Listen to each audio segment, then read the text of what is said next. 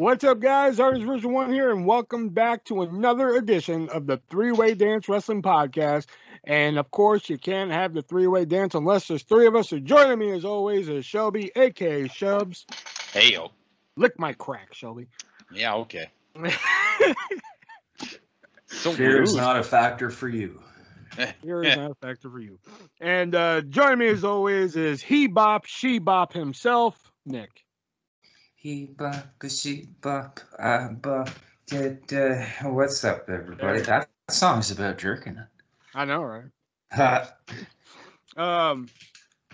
first, I thought it was just people making that up. Like, that song's not about jerking. And I actually sat and listened to it. I was like, oh, yeah, it's totally about fucking touching yourself. So is Turning Japanese by the Vapors. That I don't get. And Relax by Frankie Goes to Hollywood. Oh, okay. All right, so we got a packed show here for you tonight. Where, of course, we're going to talk about some news topics I found here. Of course, we're going to It Came From eBay and three-word dance here. I found a really interesting sports list of the week. This is going to be a good one. Plus, we got some questions, and, of course, we're going to review the movie The Wrestler here. So let's go ahead and get right into some news here. First one here, some AEW news. AEW Rampage has like a rotating door of commentators, but one commentator is now out, and that being Mark Henry. Mark Henry is out, and of all people, Ricky Starks is in. Do we know why Mark Henry's out? Not yet. I mean, other than he's shitty. Yeah, because I heard about Starks, but yeah, Mark Henry is out, and Ricky Starks will be taking his place. I can only assume so that would mean it's going to be now Taz, Excalibur, Jericho, Starks. Yeah, guaranteed they're going to do more with Punk. Then that's how they're going to build up to Punk versus Starks. It's only going to be temporary for Ricky Starks. But apparently Mark Henry is out. He's only going to be like the backstage guy now. Is he going to do the picture-in-picture still? I assume. I don't know. I just thought Starks was just a weird choice. I just came out of nowhere. It is a weird choice, but then so is almost everything AEW does on TV. So, well, speaking of odd things in AEW, that leads us into our next bit of news. AEW is teaming up with the Owen Hart Foundation. Yeah. Somebody who has never set foot in an AEW ring. Yeah. They're going to be teaming up to be doing some stuff. And of course, was it Martha Hart or Helen Hart? What's her name? Martha. Martha, thank you. Martha Hart, of course, signed off on this because a lot of people think Martha Hart is against the wrestling industry, but she's just mainly against the WWE. Yeah. Yep. You know, did you guys read further into this about what they're going to be doing together? They're doing what's going to be called the Owen Hart Memorial Cup Tournament. Oh, yeah, the Owen. The Owen. And, like, I think there's something to do with a certain amount of ticket sales are going to go towards the foundation. The foundation. I don't know, though. Like, it was just, I read the article, like, I read the headlines and stuff. I was like, are you kidding me? Because it seems to me it's just Martha Hart trying to burn Vince. And that's all it seems to be. And I hate to say that because, like, yeah, I appreciate trying to give respect to the legacy of the wrestlers that have come before. But why are you doing the Owen when you should be doing the Brody? That's a good point. It just seems to me like it's more for publicity. And when Cody Rhodes wins this fucking tournament when it should be Pillman Jr., I'm gonna be pissed. That's probably who will win it too. That or Cody will make it to the finals at least. Versus Pillman Jr., hopefully. Yeah. If he puts Pillman Jr. over, that'd be cool. That would be cool, but do we really think he's going to? No, because when he's not going to put over Malachi Black twice, which is going to be a travesty. Fuck, He might. Nah, I don't think he will. I just don't. Malachi Black, speaking of weird names, Keith Lee, who's been kept off TV here for a little bit because he's been doing some dark matches, working as a heel. He's got a new name in the works here, and it is Keith Bearcat Lee. Ooh, I like that. In tribute to Bearcat, right? But, of course, Shelby would like it. I like Bearcat. That's a great name. I'd be curious to see if they're going to still put a manager with him. What was wrong with Keith Lee? Yeah. What was wrong with any of the names that have been given to people? What was wrong with, say, for example, I don't know, fucking Rex Steiner? Give him a fuck.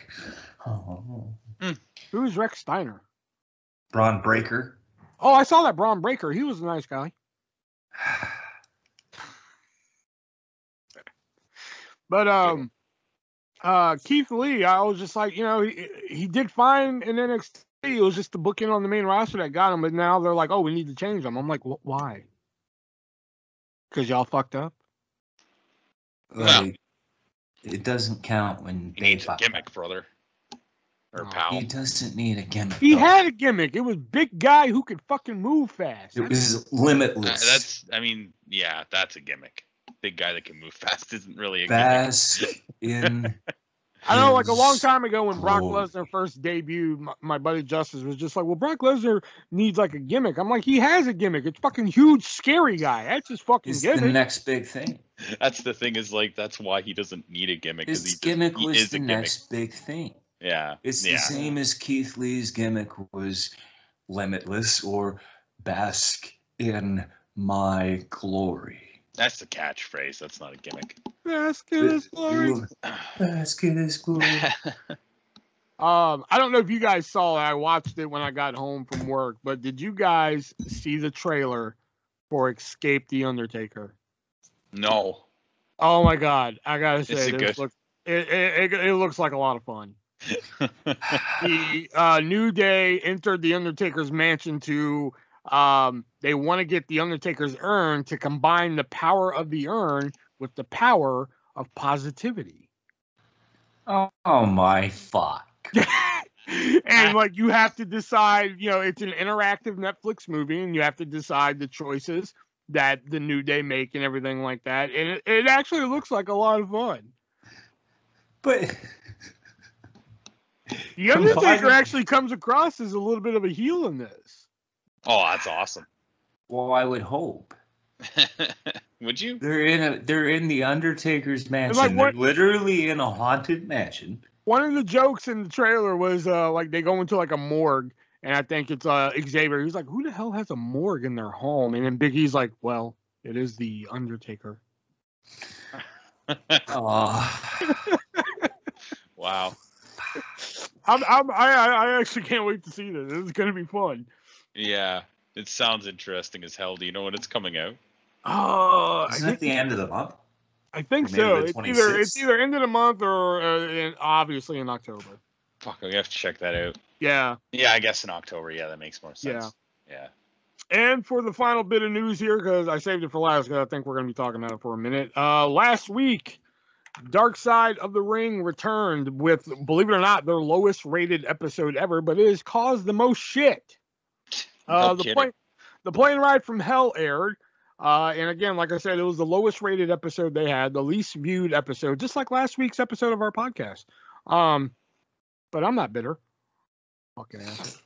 Anyway, but it was on the episode of the plane ride from hell, and they featured interviews such as not Ric Flair, I'm sorry. Tommy Dreamer, PJ Polacco, aka Just Incredible, even the flight attendant that was on that flight, Terry Reynolds, and Mike Chioda, among others. And afterwards, Tommy Dreamer was then suspended from his position at Impact Wrestling, which I'm like, okay, what the fuck? That's stupid. And on top of all that, Ric Flair and his Car Shield ads have now been put on hold due to his actions almost 20 years ago. Dreamer's also been removed from the podcast he did. Like he was fired. Yeah, he did some podcast or some shit. But apparently, and Dreamer wasn't even on the flight. Apparently, he said something in his comments in the podcast, or not the podcast, I'm sorry, in the episode that apparently goes against the core values of Anthem, which I'm just like, everybody's fucking butthurt these days. Have you not seen the episode, Will? I have. I actually started watching it. Okay. Because I was like, because the way you were talking about the comments made it sound like you didn't actually hear them. Well, I did. I don't see what's so bad about him. I mean, he shouldn't comment on things that he didn't see. Number one, it's just stupid. Well, yeah. But number two, I get what he was trying to say. However, the way that he worded it was not. The way he worded it victim shames somebody. Yeah, and it was like, and that's like, the problem. I have issues with her story, just on like, not victim shaming, but like some of it didn't make sense. You know, 1 minute she's taking a drink from a passed out Goldust who just got finished singing to his ex-wife, and then the next he's telling Ric Flair to fuck off. Like, if he was that drunk and she had to like pull the drink out of his glass, what are the chances like he would have been actually able to stand up and tell Ric Flair to fuck off? But I thought she said, wasn't it that she said that she thought it was Goldust? She thought it was Goldust, but you literally just finished the story, and from what I understand, with the amount of stories that they had and how long they would have taken, I imagine that those two instances probably happened within like 15 minutes of each other. So like for Goldust just to wake up, and she called him Goldust, so she knows what he sounds like. Otherwise, he would have just been Dustin Rhodes or know that guy with the makeup, right? Or that guy that was on the microphone. Like, I seriously doubt he was dressed as Goldust on the plane. Hey, you don't know. Well, yeah, that's true. That's true too. Though it was a wacky plane ride, so he could have been. He very easily could have been. But yeah, he was like, "Fuck it, I'm gonna wear the paint on the plane ride. Fuck it." You know. Well, they went through 3 bar carts, so. Well, that's the other problem. Wow. That's why all this shit happened in the first place, right? Well, you can't just wrestlers who are used to, acting up in front of a crowd, a bunch of alcohol, and expect them to behave. They're going to be looking to get a rise out of everybody. That's just the way it is. That's what JR was trying to say. But like, did you see how now there's reports suggesting that Vince wasn't on that flight? Sorry, say that again, Nick. There's reports suggesting that Vince wasn't on that flight. Yeah, see, that makes more sense to me because I feel like Vince would have like hopped in at some point, especially like after the first couple instances. I don't think he would have been waiting around. I don't think he would have sent JR just to deal with it.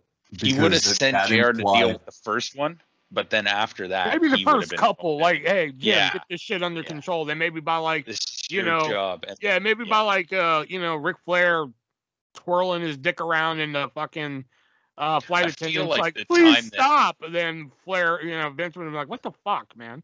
I feel like the time that like Mr. Perfect and Brock Lesnar started wrestling, that's when fucking Vince would have jumped up and been like, you motherfuckers aren't going to kill me here. Well, I mean, plus you got to think though, I mean, it makes sense that Vince wouldn't be on the flight because he even at that time, he had his own jet. Yeah. Yeah. So and Michael Hayes was on that flight too. So everybody swears that he was. And Terry would have been sitting up with him too. And she swears that he was. And I'm pretty sure JR said he swore that Vince was on that flight too. I find it so hard to believe that he could just sit there while, all of this is going on. Like you said, the first couple. Unless he was blasted too. Unless he was blasted too, but that doesn't seem like, well. Yeah, maybe the first few instances, like the shaving cream and Michael Hayes' ponytail. Michael Hayes' ponytail, and maybe even Goldust singing, albeit awkward. It could be the boys being the boys. Yeah. But after that, like the emergency door, even though they said it was virtually impossible that it could have busted open. Well, but hey, yeah, I mean, at that speed, but you still depressurize the cabin, which isn't exactly. Good. You never know. Plus, I mean, Ric Flair, like, hey, let's get naked and twirl my dick around just for fun. And the fact that the thing that bothers me about that, I understand the wrestling business is a weird business and everything, and like there's a brotherhood and all that shit. But the part of the story that really bothers me is that like everybody wanted to see that. Oh, the helicopter, you mean? Yeah. Yeah. They're like, oh yeah, Ric Flair does this thing where he twirls his dick. Everybody wanted to see it, like we wanted to see that. I'm just like, why? That is a very good question, actually. Like why would y'all want to see Except that? for Michael Hayes, because he was trying to sleep. And he's not even like young Ric Flair, where he's like in his 30s. Yeah. He's like old, decrepit fucking Ric Flair. Did you see how Flair tried to excuse his behavior, such as the helicopter, as being young and stupid? No. Yeah. He put out last night. He put out two statements. Yeah. One of them said about how he didn't force himself on anyone, and that he's already had this kind of thing impact his family, and he understands that it impacts others, and that at the time he was young and stupid on the plane ride from hell. And I'm thinking, you were 50 something. Yeah. Let's be honest, though. In Ric Flair years, that's like 20. No, I'm sorry. Space Mountain would have closed at 40, pal. Hey, oldest ride, longest line. Woo. Overall, the reason why we're talking about this, overall, I think it's, I mean, I'm not victim shaming anybody. I think it's, if what happened to these young ladies at the time happened, that's horrible. But I think to cut off Ric Flair's livelihood at the time with these Car Shield commercials or whatever, and Tommy Dreamer's work, and impact for fucking, something that could be, at the very least, a misunderstanding. I just think it's stupid. Yeah. The precedence that the wrestling industry has set at different times with different people has been skewed at best. And what I mean by that is, if we look at the past year and a half in the speaking out movement, and some of whom have gotten the worst of the worst, can't get booked yet, some it's just completely forgotten about. That's not just isolated to the wrestling industry, though. That's well, everything. but whether it's everything or not, though, this is a telltale case of that. Like, I mean, it's creating and generating a lot of buzz for Impact. So how far does this go, though? Do people start canceling each other because they have different opinions? Well, that's what people have been doing for the past 3, 4, well, let's see, 2021 to 2016, so 5 years, Yeah. So, I mean, that's the state of things right now, sadly. Yeah. They're like, hey, that movie in the 80s said fag, and I'm offended. I'm like, because that movie was made for people in the 80s, and it was okay to call people fag then. Yeah. Yep. Yeah, we can't just get rid of history. But, I mean, that's a whole other topic, and we probably shouldn't go too much more on it. We got to stay tuned for our other podcast, the cancellation podcast. The Triple Threat. The Triple Threat podcast. But yeah, that's my thoughts on Dark Side of the Ring backlash that's happened there. I think it's stupid that Flair is losing his Car Shield deal, or at least they're pausing the ad at the moment, and Tommy Dreamer's being suspended. Well, and he just left WWE. Like, he could have had a lot of bookings. I'm sure Tony Khan was talking to him. Yeah. He was talking to him because Flair's been backstage at AEW events. Well. Yeah, well. Yeah. All right. So that no more. Oh yeah, and that's another thing. They've taken the woo out of that intro in the WWE opening. Oh, they did take that out. Oh, yeah. Shit. No shit, eh? You know what's funny? I didn't even think of that as Ric Flair in that, just because I've been hearing it for so long. There's Sting. There's like. Yeah, well, yeah, there's that too. I mean, when somebody does it in the ring, I think of Ric Flair, but from that opening package, I always just thought of that as like their opening. I didn't think of it as Ric Flair. All right. Oh, sorry. Go ahead. No, it's just WWE logic. We fix what's broken or what's not broken. We just act like they don't exist for a while, like Hogan, and then we welcome them back. That's true. Yeah. Flair will be back in 5 years. Yeah. So, all right. Brian. So let's head into our games that we like to play here. It came from eBay. But before we get into it came from eBay, we got to give a shout out to one of our sponsors. One of our sponsors being hardtofindtv.com and their sister site fanmadedvd.com. And both of those sites offer thousands of titles that you can choose from, of hard-to-find television show titles that they can slap on DVD and or Blu-ray for you, even slap some subtitles on there for you at a very low price there. So head on over. If you head on over to hardtofindtv.com, though, they only accept Amazon Pay, which is awesome if you want to use Amazon Pay. But if you want to whip out the old credit card, you got to head on over to fanmadedvd.com and find those titles that you love.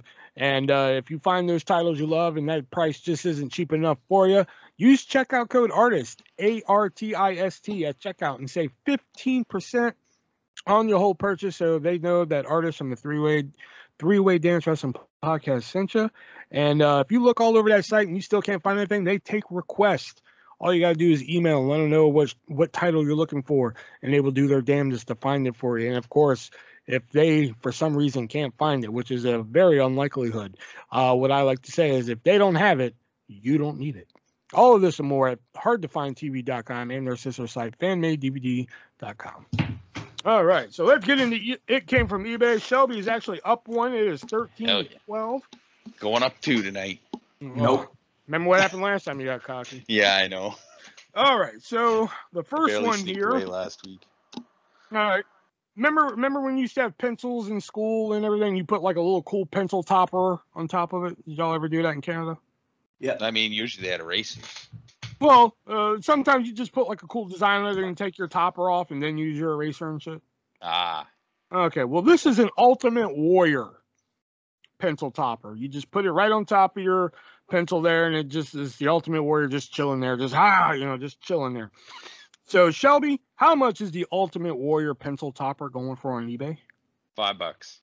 $5. And Nick, how much is it going for on eBay? 17. Nick, you got that one because believe it or not, it's going for $29.99. Yeah. A pencil topper. A pencil topper, I know, right? Jesus Christ. Oh, you also see some. Not even signed by Tully Blanchard. Best wishes. You also see some of the new shit I have found recently. Yeah. Let's see which one do I want to do next. Let's stick with the old Ultimate Warrior here. This is a 1991, not sealed in the box or anything, but it's a 1991 Ultimate Warrior Nightlight. Okay. The nightlight, you plug it into the wall and it gives you a little nightlight so your little boy or girl is not afraid of the dark and has a good old Ultimate Warrior with his horrifying face. Right there. Yeah. Just scaring the shit out of your kid every time they wake up. Shit out of your kid, yeah. So that's perfect. Get me 20 of them. So Nick, how much is the Ultimate Warrior Nightlight going for on eBay? It's opened? It's opened. Oh fuck! If the pencil topper is going for $29.99, and oh fuck, $60. $60. And Shelby, how much is it going for on eBay? 65. Oh, Shelby, you got it. Yes. It is going. Bitch. It is going for $68. Are you kidding me? I am dead serious, man. So with the score being 1-1, it comes down to the Ass Blaster, which is always an item that I find is some ungodly amount of fucking money. So Shelby, would you like a WCW brand item, a WWF brand item, or be a third option here, or an Ultimate Warrior item? You know what? We're keeping the theme, Ultimate Warrior. Okay, Ultimate Warrior. Okay. As you guys probably remember, night, but as you guys probably remember, Ultimate Warrior had a comic book. Well, this right here is 3 issues of the Ultimate Warrior comic. 3 issues, and they are signed by the Ultimate Warrior.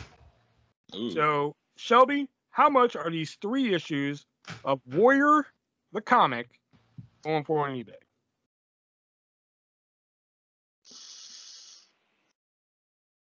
Feel like we've been overshooting a lot lately. Oh. Well, if I lose this one, I'm not behind. I'm gonna go $5,000. $5,000. And Nick, how much are the 3 Warrior comics signed by Warrior going for on eBay. 9,500. Okay, 9,500. And Shelby, you now go up 2 points. Hell yeah. They are going for $4,200. Ooh. $1,200. It's relatively cheap, actually. Yeah, I know. Well, I mean, just being an autograph collector, just a if it's certified, just a 8x10 of Warrior certified goes for it could go for 500. Really? Yeah. All right, so now it's time to play our other game that we like to play here, and that is the 3-word dance, where I give 3 words, and Nick and Shelby here have to figure out who I'm talking about here. Let me get my spreadsheet here for this. Shelby doesn't have any tonight, but Nick has 1, so I only have 1 shot to get some points. Oh, you have 2. Yeah. So the first one I want to do here, where is it at? It was one I picked out here. There we go. All right, so your first word for the 3-word dance is punk. P-U-N-K. Hey, and it kind of goes with the theme. Warrior. And jumpsuit.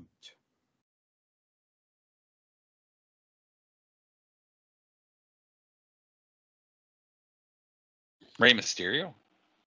No.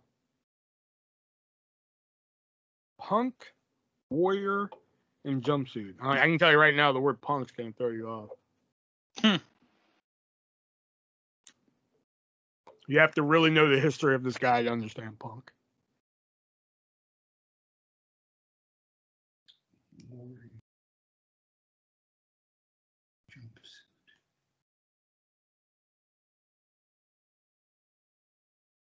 Hint? Hint would be SummerSlam.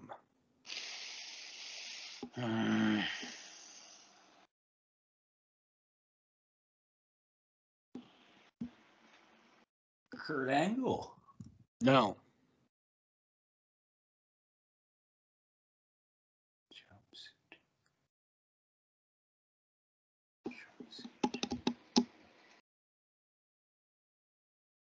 Punk, warrior, jumpsuit. SummerSlam is so vague. If you really think about it, it's not. Eugene. No. British Bulldog. No. X-Pac. No.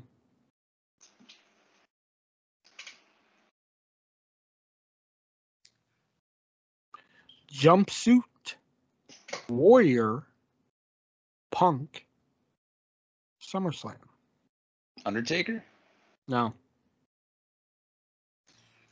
I got nothing. No contest. Yeah. Honky Tonk Man.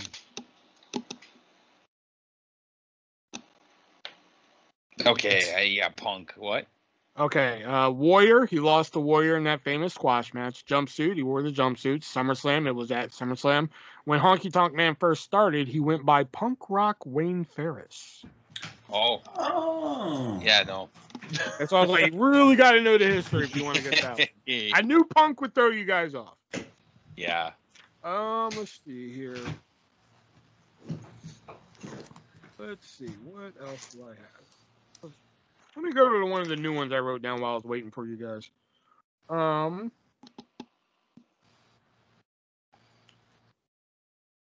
Okay. Your 3 words are ring, R-I-N-G, follower, matter. Raven. Nope.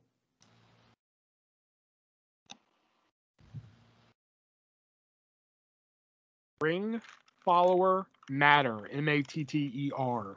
Oh. Matt Hardy?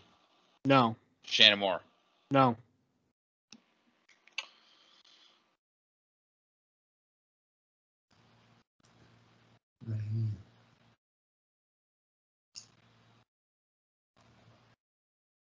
And Front row.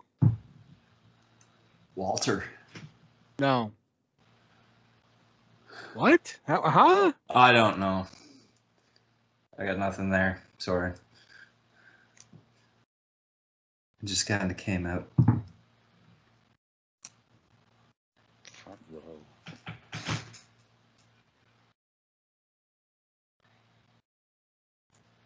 Ricochet. No. Oh, you're way off. Santino Marella. Oh, even further. EC3. God, you're like in another country of that ballpark. Well, see, I'm thinking front row of NXT, but Y'all were. I'll say this. Y'all were like in the stands of the ballpark with Raven. Stevie Y'all Richards. Y'all were almost finding the seats. No, not Stevie Richards. Sandman. Nope, not Sandman.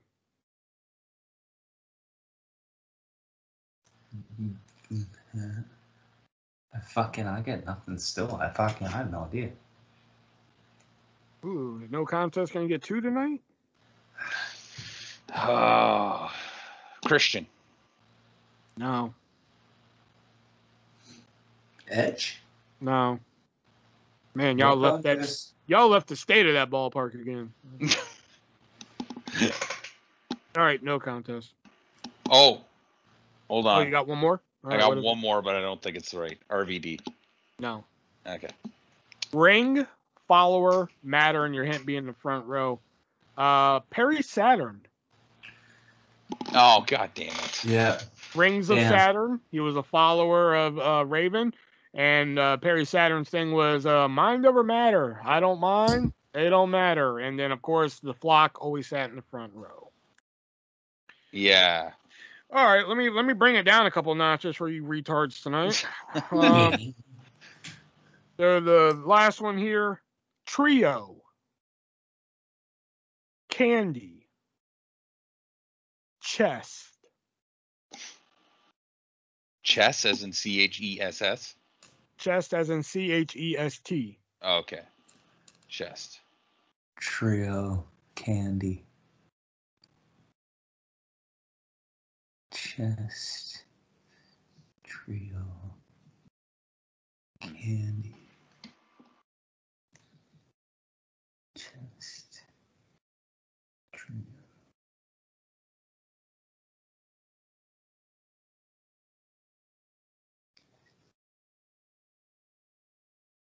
Albert. No, Test. no, Trish. no. Damn. All right. That's one trio down.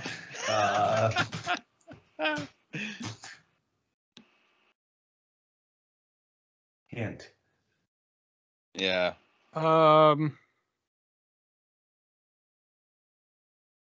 Baby oil.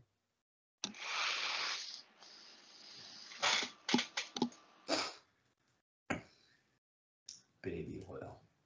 Gold dust. No, what? No. What?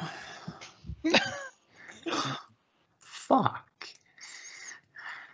Trio. Baby oil. That's 2 words. I never said the hint had to be one word. That's true, I guess. Although last week used 100 that might have been a hint too, actually. Yeah, I think that was a hint. Yeah, it was a hint. Yeah. Trio, Candy, Chest, Baby Oil. Meat. Buff Bagwell? No, not meat. Trio, chest, baby oil. I'll give you the original word I had instead of trio because I thought it was just really giving it away. Instead of trio, Mia. Mia? MIA.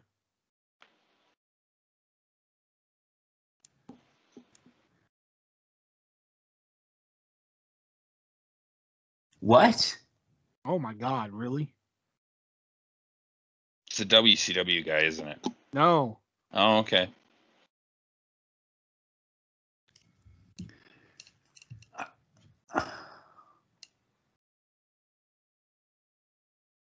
I'm fucking out, man. Oh my God.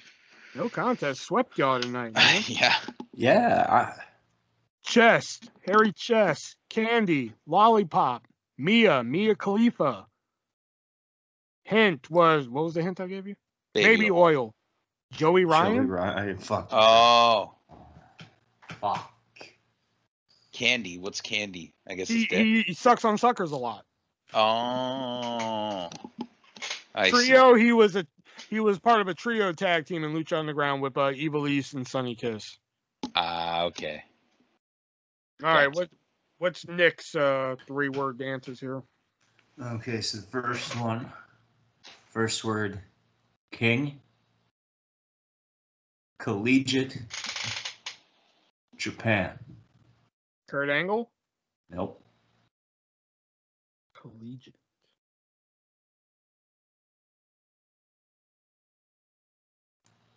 Brock Lesnar? Yep. And then the next one I have, so your first word, cross, gathering, kilt. Raven. Piper? Shelby got it. Raven? Yeah. Cross, well, yeah. Gathering because he had the Gathering in TNA, which featured Julio Dinero and CM Punk. And oh yeah, he did wear the kilt for kilt. Yeah. Honestly, after Cross and Gathering, I had it. I didn't. I had no idea. So everybody got one tonight except for old Nick there. So that brings the score to me 8. Nick has 14. Shelby has 12, and no contest is leading the way there with 19. Yeah, second place. Yeah. Still holding second place. I know. All right. Shut up, Shelby. All right. So review the movie. Hold on. Let me get to my first page here, and let me bring this up real quick. We are going to review the movie The Wrestler, which was directed by Jim Westman from 1974, starring Ed Asner. This was the first wrestling movie out there. Promoter Frank Bass, played by Ed Asner here. So let's go ahead and get into this here. I beg your pardon. What? I'm sorry. Which movie is this? The Wrestler with Ed Asner, the 1974. That was produced by Vern Gagne. We're not doing the one by Darren Aronofsky? No, y'all thought that's the one we're doing? Well, holy hell. Yeah, he's not the only one, unless you're joking. That's awkward. I'm pretty sure you're joking. I got y'all good. I was like, there's no way. I never even heard of that movie. Oh, that was good. Okay, no, we're talking about the Mickey Rourke one, directed by Darren Aronofsky, starring Mickey Rourke, Marissa Tomei, and a few others here. So let's go ahead and get right into it here.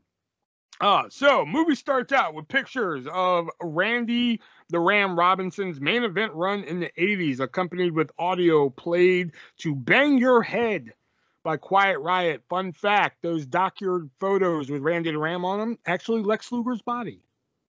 Really? Lex Luger's body, yes. Oh. We also see history of Ram versus Ayatollah. We cut to present day where Randy is upset about a payday for an indie show. And did you notice that it was co-produced by a guy named Mark Heyman? No, I did not. Yeah, I thought that was funny. No, I did not notice that. And also, the promoter is played by comedian Judah Friedlander in a rare role where he is not wearing a hat. Oh, that's who that is. Yep, Judah Friedlander.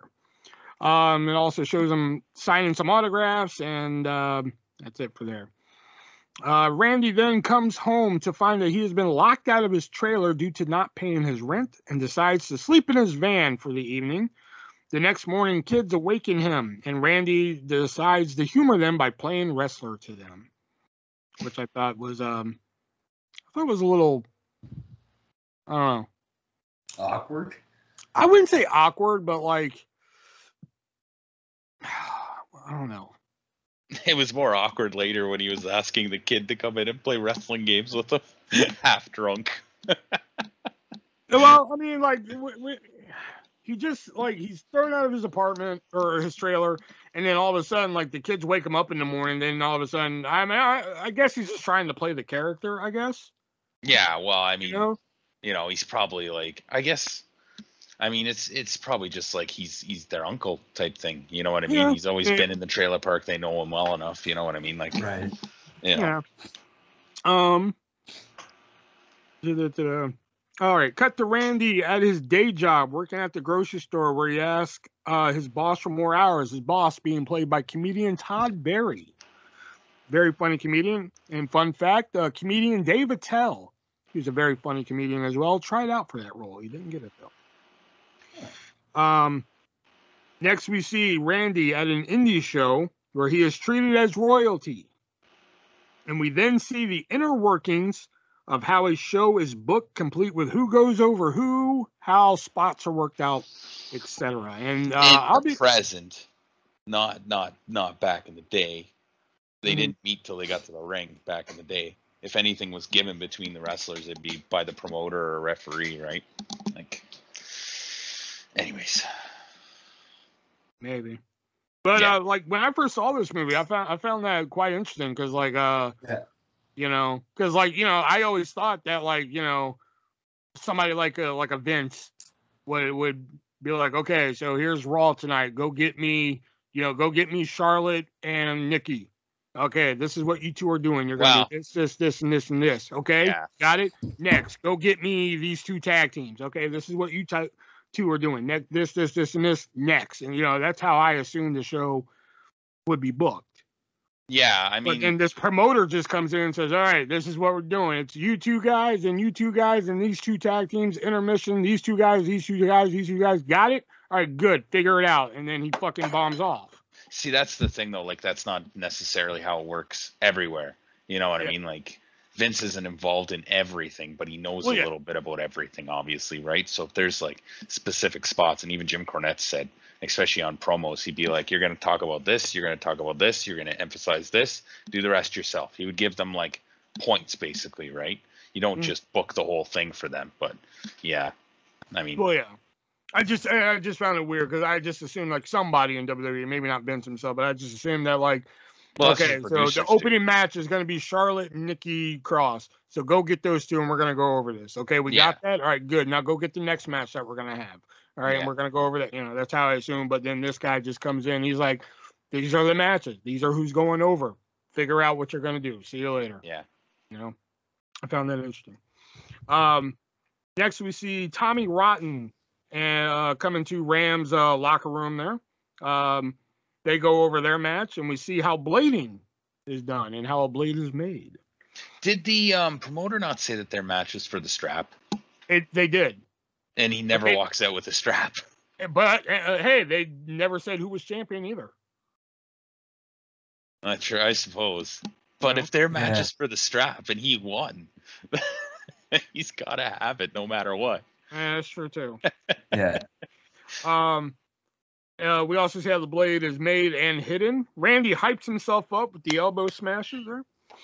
Randy and Tommy have what looks to be a short match, and Ram, being the veteran, goes over with his Ram Jam headbutt. After the match, the promoter suggests a rematch between Ram and Ayatollah, and the young guys then applaud the veteran. I had something here. What was it? Oh yeah, if I went to an indie show, like, okay, let's live in this world where Randy the Ram's a real dude.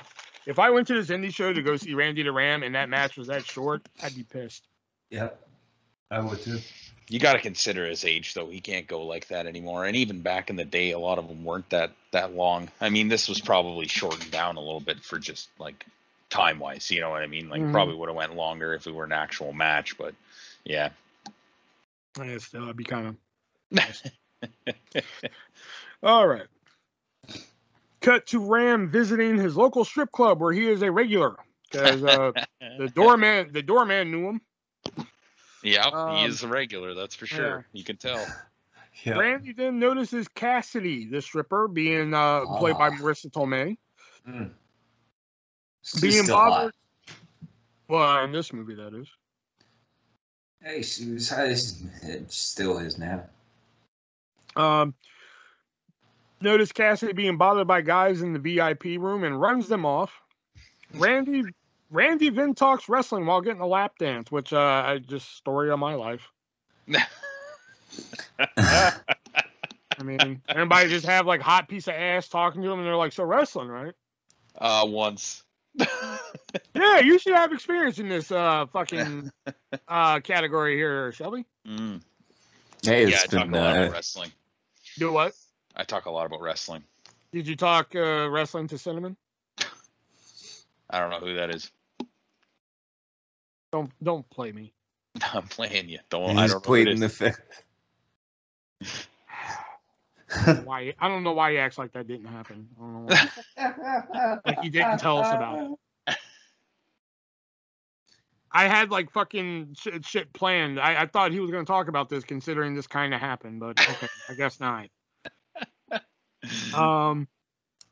Randy and Cassidy then have a human connection for a moment before Cassidy gets called to the stage. Fun fact here, where Cassidy notices Ram bleeding and he kind of sells it like, "Yeah, I got cut tonight," but he doesn't break kayfabe. There's a true story. There's a true story underneath that. I don't know if it's just coincidence for the movie or if it's based on this story, but when Hulk Hogan first met Linda McMahon, Linda Hogan, sorry. Like the first time she came to one of his matches, he was hit in the head with a steel chair. Mm. So that night when they went out, Linda was like, "So how's your head? Does it hurt?" And he kept selling it like, "Yeah, my head hurts really bad." And he refused to break kayfabe and shit for it. Pretty cool.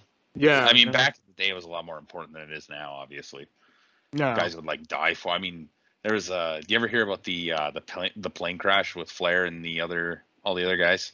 Yeah. And the one baby face that was with them like went back to work like a couple days later just because he didn't want to break kayfabe.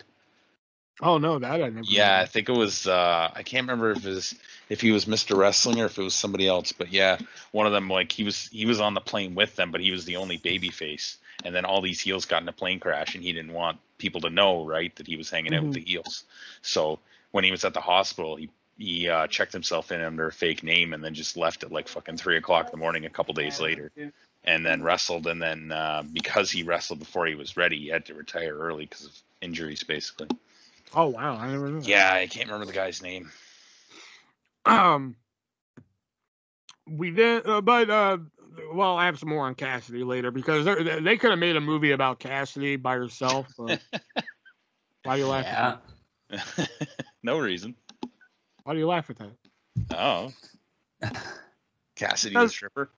Yeah, because I mean, she has like her own little underlining struggle there, but I'll get more into that. Well, yeah, she plays a pretty good stripper, to be fair. Cut to Randy buying all sorts of drugs from a fellow pro wrestler, which, fun fact, you guys may know this one, that guy actually got in trouble for doing that exact same thing in real life.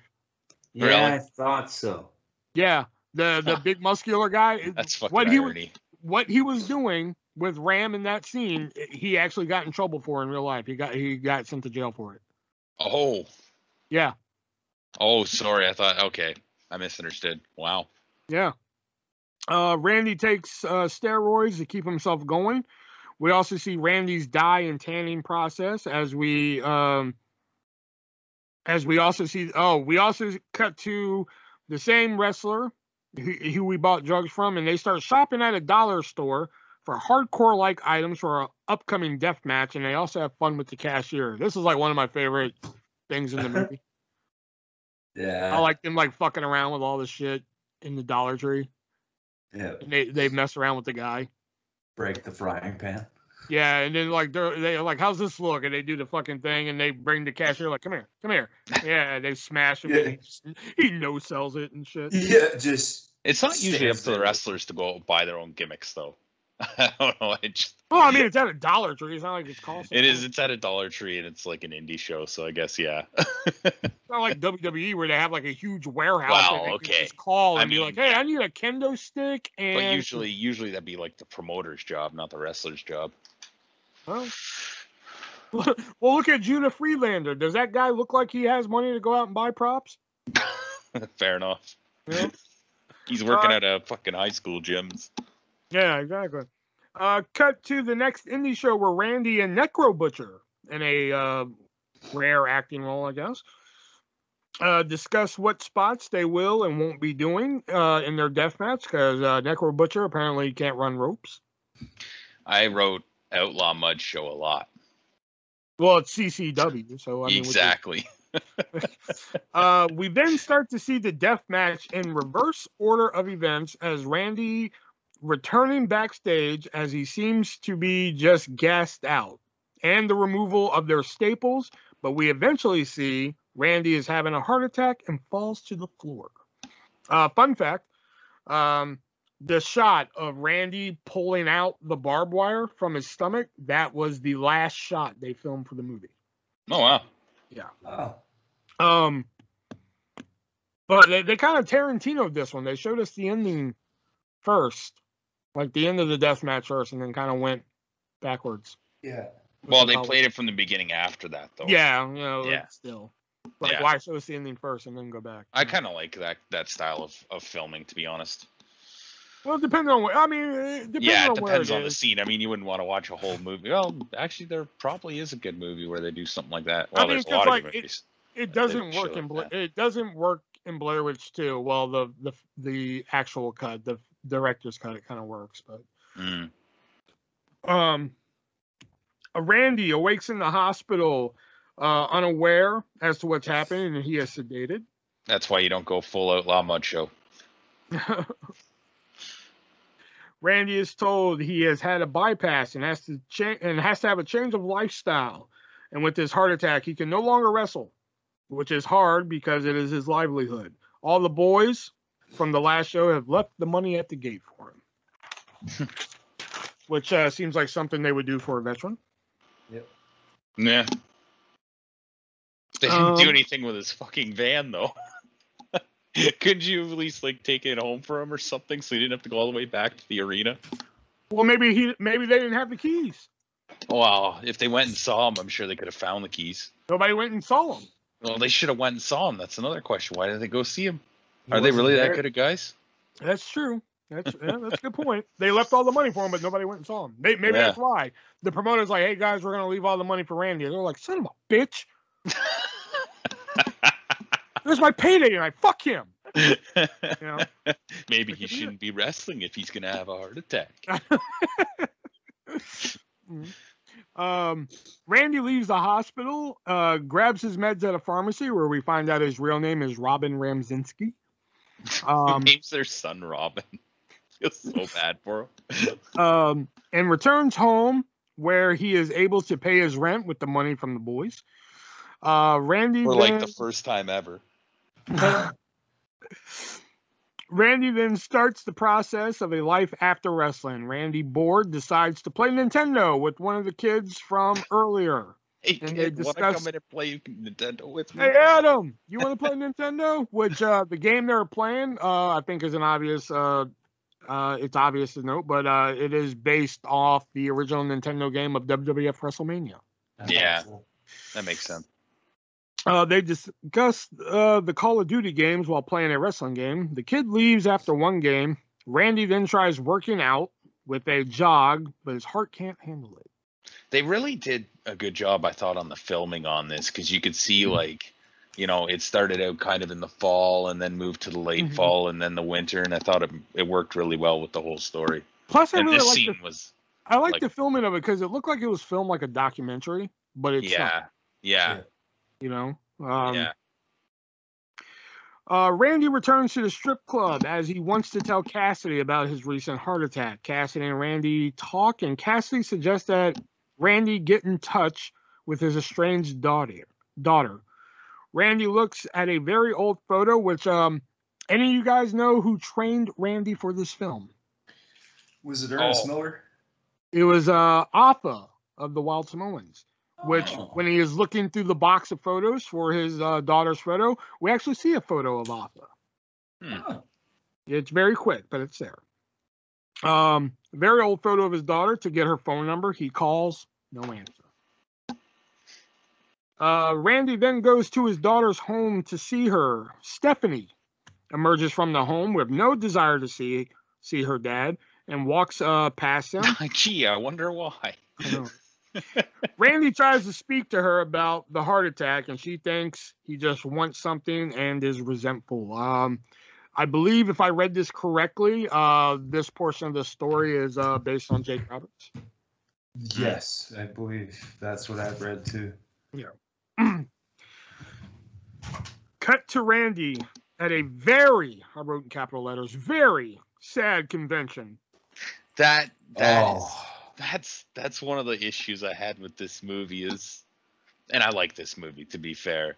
They paint former pro wrestlers as like these broken down, sad, depressing human beings. And I mean, that happens to some of them, but that's not like a very good generalization. I mean, look at guys like Lawler. He's been wrestling for, 40, 50 years now, however long. And he doesn't do it because he needs to. He does it because he enjoys it. And he can still work at his pace. It just, that's one of the issues I had with this movie. This scene was just really depressing. But, I haven't been, but, I have seen conventions with this type of fucking setup where it's, a couple tables and, barely anybody shows up. How are you enjoying them cookies over there? It's not cookies. I've seen pictures and videos of conventions like this. They're not all like that though. Yeah, not all of them. No, yeah. But we cut to Randy at a very sad convention with a low turnout, and he realizes this is not something he can do anymore after seeing canes and guys in wheelchairs. Yeah. Randy returns to the strip club to speak to Cassidy and to tell her that he spoke with his daughter. Cassidy, having her own struggle as an older dancer, then decides to meet Randy at a shop to help him shop for his daughter. This is where we actually start to see the struggle that Cassidy's having with herself, being an older woman in a strip club. People don't want to buy dances from her, stuff like that. Yeah. And we also start to see, we start to see this thing between Randy and Cassidy a little bit, starts to get a little bit more deep. He's got to buy her the S shirt though. Cut to Randy returning to work where he catches his boss watching porn. How many times you caught your boss watching porn? Oh, every day. Every day. And then asks for more hours on the weekends and gets a job at the deli counter. We then see Ram waiting for Cassidy outside the shop. They said they meet, who we then find out her name is not really Cassidy, of course. Her name is Pam. Pam and Randy shop while discussing, and Ram finds a hideous jacket with an S on it. Thinks it's rock and roll and gets it. Hell yeah, it's rock and roll. Randy then talks Pam into having a beer with him. Randy gives Pam his action figure to give to the son. Cut to Randy and Pam having a beer and talking about life when Round and Round by Rat begins to play. Randy then gives Pam a lap dance. Randy proclaims that Kurt Cobain ruined music and fuck the 90s. Pam agrees. Randy kisses Pam. Pam does not approve and rushes out, leaving Randy because she still believes that he is just a customer, which, oh boy. Yeah. Is that why you don't like to talk about Cinnamon, because she just treated you as just a customer? I don't know what you're talking about. Pleading the fifth. Why do you pretend this didn't happen? Because I don't tell everybody that it happened. But is that what happened? She just pretended you were a customer? I don't know what you're talking about. Oh my God! Stop. The movie. Okay. Randy then begins his job as a deli counterman, and he is mad that he has to wear a name tag that says Robin and not Randy. Randy gets Why really don't into you just legally change your name? You can do that. You're like in your 50s. Randy gets really into his job. Now there's a scene that I like where he starts off upstairs, you know, after the whole name tag thing. Oh my god, that is a great scene. And he's walking downstairs, and you hear the crowd noise getting louder and louder and louder. Then when he walks into the deli, it just stops, which is so good. Yeah. So good. And then my favorite part is where he's like getting really into the deli thing. Oh yeah, it's great. At first he's just like okay, like the honey ham, I guess that one, but then he just starts getting really into it. You know, like he's just like, hey, go deep, yeah, touchdown, goddamn, how about them Cowboys? Like fresh as monkey's breath. Yeah, fresher than monkey's breath, my brother. I want 2 big breasts. Oh, that's what I want, 2 big breasts, you know. And something with a brain. And something with a brain, yeah. That's like my favorite part, is him just like getting really into his job at the deli. He is so good at like selling deli meats. Who would have known? He should have just opened a butcher shop. Yeah. That's why so many of them become car dealers. They're just so used to talking that like they can talk anybody into a deal, right? Mm-hmm. So yeah, I just love that. It's like my favorite part of the whole movie. That and another scene coming up later is like my favorite part. But like that part right there, where he just gets so into fucking his deli job. Because at first he didn't want to do it. He's like, I got to work with the customers. Like, yeah, you know. But then he gets like so into it. And God damn, how about them Cowboys? Good part. Yeah. Cut to Randy making calls, canceling appearances, and the match with Ayatollah for the 20th anniversary of their match. We then see Stephanie getting off a bus, walking home, where her dad is waiting for her with a present. Oh yeah. Knowing that she doesn't like the jacket with the S on it, he surprises her with the coat that Cassidy picked out earlier. Yeah, What was that? She's a fool. That S shirt was fucking dope.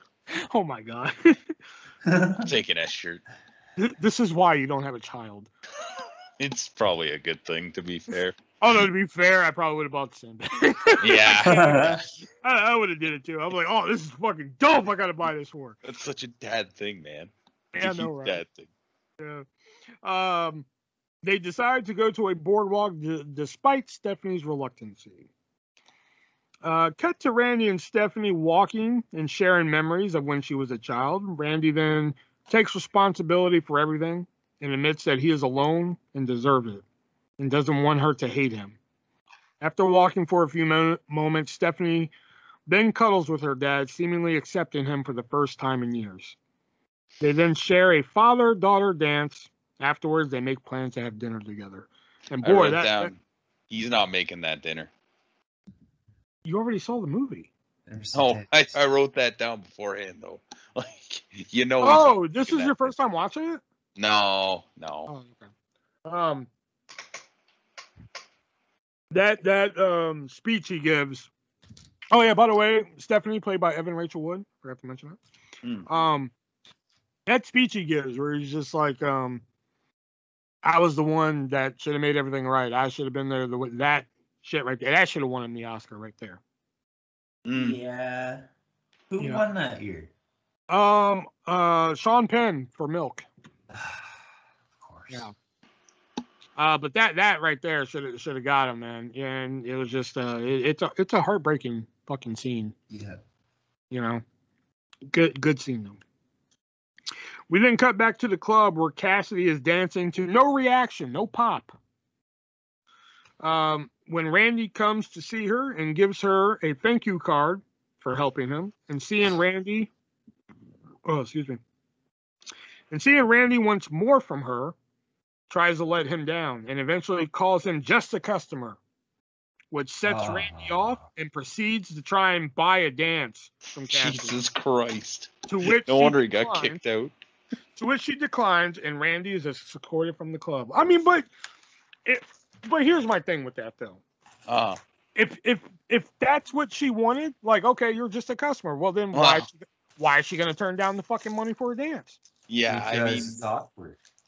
But still, if she wants to treat him as just a customer, well, fuck, shake her titties, squeeze her titties and ass. Let's go. That's confusing. Maybe she's isn't sure, and maybe she also doesn't want him to think of something else. That I don't know. There's a polite way to ask that. You don't just walk up to someone and say, "Hey, jiggle your titties and your ass in front of me," just because they're a stripper. Well, he didn't walk up and do that. It was just the Well, point. He okay. was upset at that point, but still, he's Yeah. like, "All right, I want to buy a goddamn dance. Yeah. Let's go. Shake your ass, squeeze them titties. Let's go. Fuck you." I kind of understood it. I got where he was coming from. Fair enough. All right. Randy, distraught, then goes to a local wrestling show where he then meets the guys after the show featuring a Ron the Truth Killings. Yeah. And a rare acting role for him. Yeah. People over there. I mean, all he does is act now, so he's not very good at it. I did love did you see the segment with Maverick, Tozawa, Truth, and Gulak last night? Yeah. I did really enjoy that. That was funny shit. Anyway. Randy ends up at a bar talking to women and ends up fucking a girl in the bathroom while doing coke.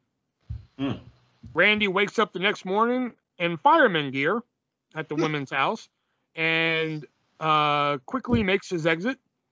Randy returns home and realizes he forgot his dinner with his daughter after falling asleep. Yeah. Boom, boom, ba-doo. Boom, boom, yeah, boom, boom. That'd been sweet if that was the actual score. He just gets up, looks at the fridge, boom, boom, boom, boom. That would have been so out of place. I'm gonna like screenshot that fucking scene and recut it with that fucking. Boom, boom, ba-doo. He gets up after He gets up after his like fireman fuck, goes home. He gets up, looks at the fridge. Fuck.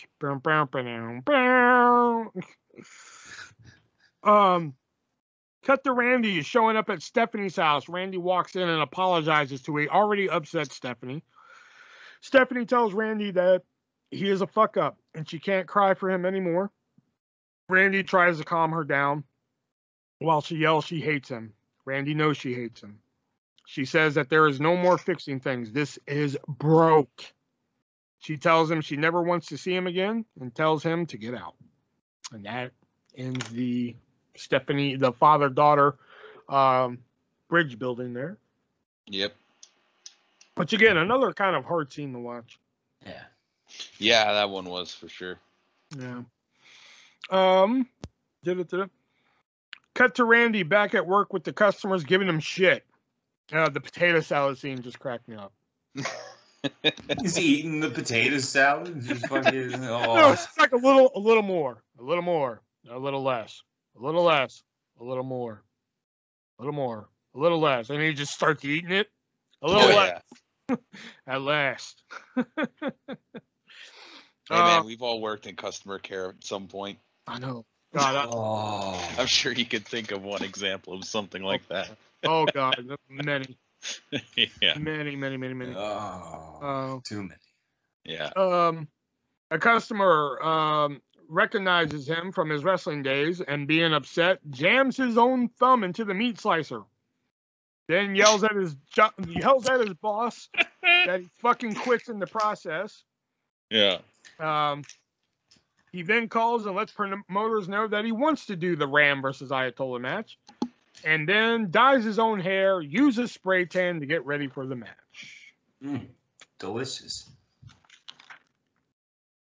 What? Sorry. I said delicious because that spray tan. That's very good for when you have a hair condition. Dumbass. Yeah. That's all I could think of during that scene is, what are you doing? You're just gonna fucking die. Cut to Pam at home with the babysitter, and she sees her son playing with the Ram figure.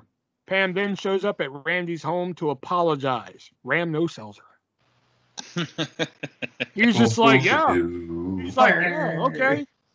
She's like, I'm sorry about that. He's like, yeah, okay, whatever. See you later. Well, at that point, he knew there was only one purpose in his life. Yeah.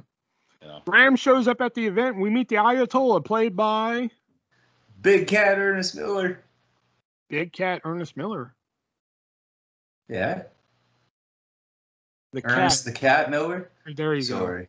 Big Cat Ernie Ladd is who you're thinking of. Yeah. Oh, Getting okay. two guys Yeah, confused. that's right. Fuck. We meet Ayatollah, a.k.a. Bob, who is taking over Arizona with his car sales. Cut to Cassidy dancing again to no reaction. And again, to no reaction again, and she decides to quit dancing right then and there. And Well, she leaves.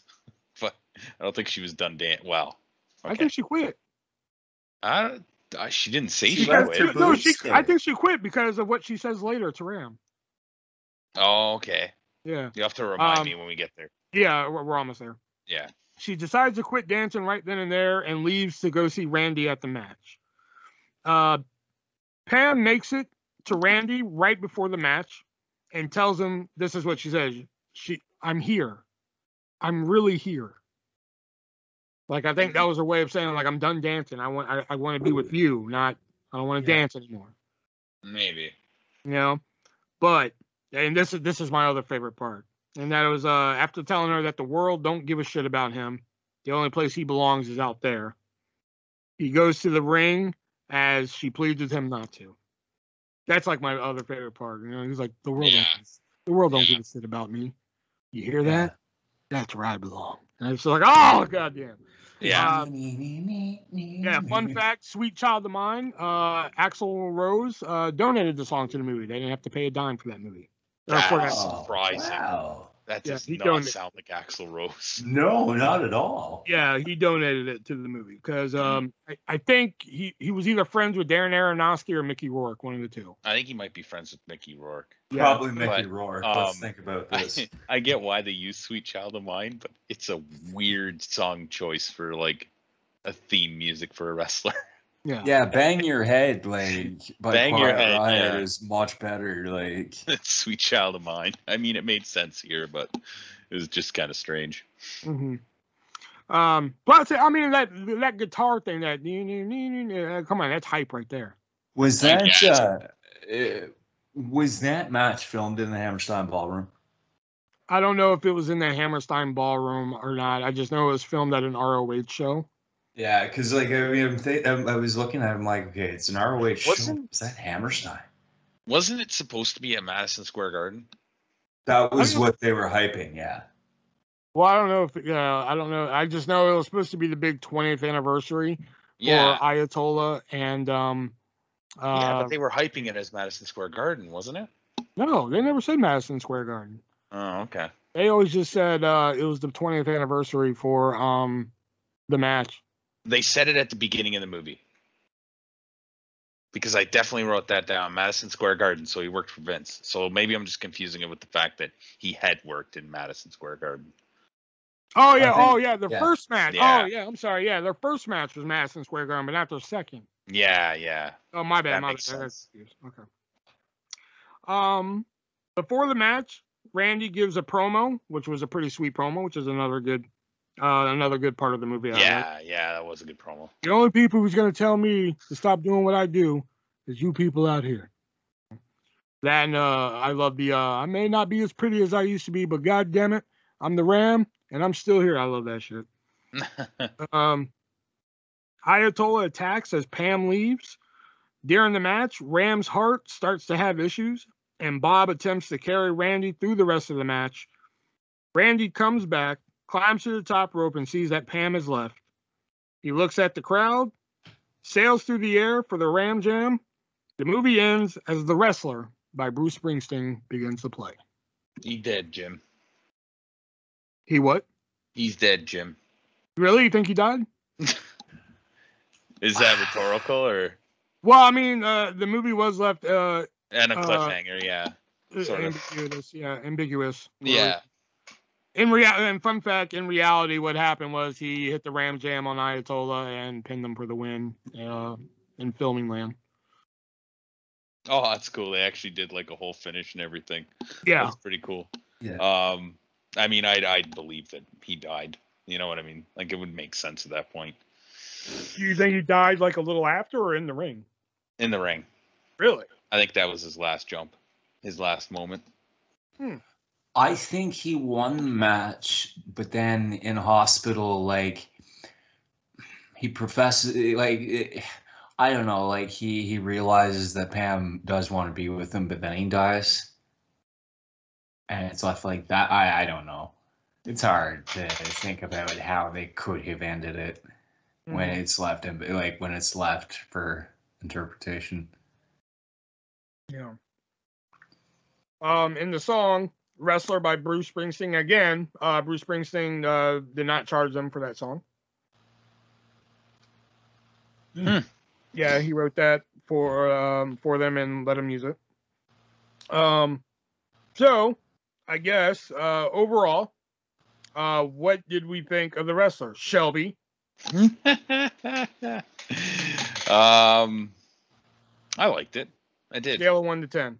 8. 8. Yeah. Nick? Solid 8.5. Solid 8.5. No, wait a minute. You said you wrote 2 paragraphs for the end of this movie. What the hell is it? I want to hear. You really want to hear it? I do. I want to hear this. All right. So, first one is I take issue with how this movie depicts the legends of the wrestling business. Not all these guys are broken down. Nobody's shown in that. Oh my God. Sorry. Not all these guys are broken down. Nobody's shown in that fan fest scene. There are plenty of guys who made money and either left the business to pursue other career paths, may have become bankers, politicians, used car dealers, the list goes on and on. There are also many wrestlers who keep Time out. They actually showed that though with Bob. Yeah, he was the one. Everybody else in that scene was shown as like this broken down, like loser guy who has no money. That's basically the way they pulled him off, right? Okay. There are also many who have taken up in backstage roles within wrestling. There's much to be taught in the wrestling business from the guys who came before. And if this guy was as big of a star as the movie claims he was, and being that this is in a universe that has CCW and ROH in it, then there's no doubt in my mind he would have had a job with WWE backstage, where he could have done this kind of thing, gig on like a regular basis, and then on the weekends he could have, maybe wrestled once a month or whatever if he really wanted to. On the other hand, time out. All right. If we're living in a world where the Ram is a real guy and he wants a job with WWE backstage and everything, we saw throughout the movie that he likes to do cocaine. He likes to drink a lot. Those demons, quote unquote, would have kept him out of WWE. Those demons would have been helped by WWE as well, or DDP or somebody. There's look at Jake Roberts, look at Razor Ramon, Scott Hall. DDP wasn't into them at that point though. 2008. So in 2008, yeah, DDP wasn't. It wasn't publicized yet. Anyway. Yeah, he didn't have accountability crib yet. That's true.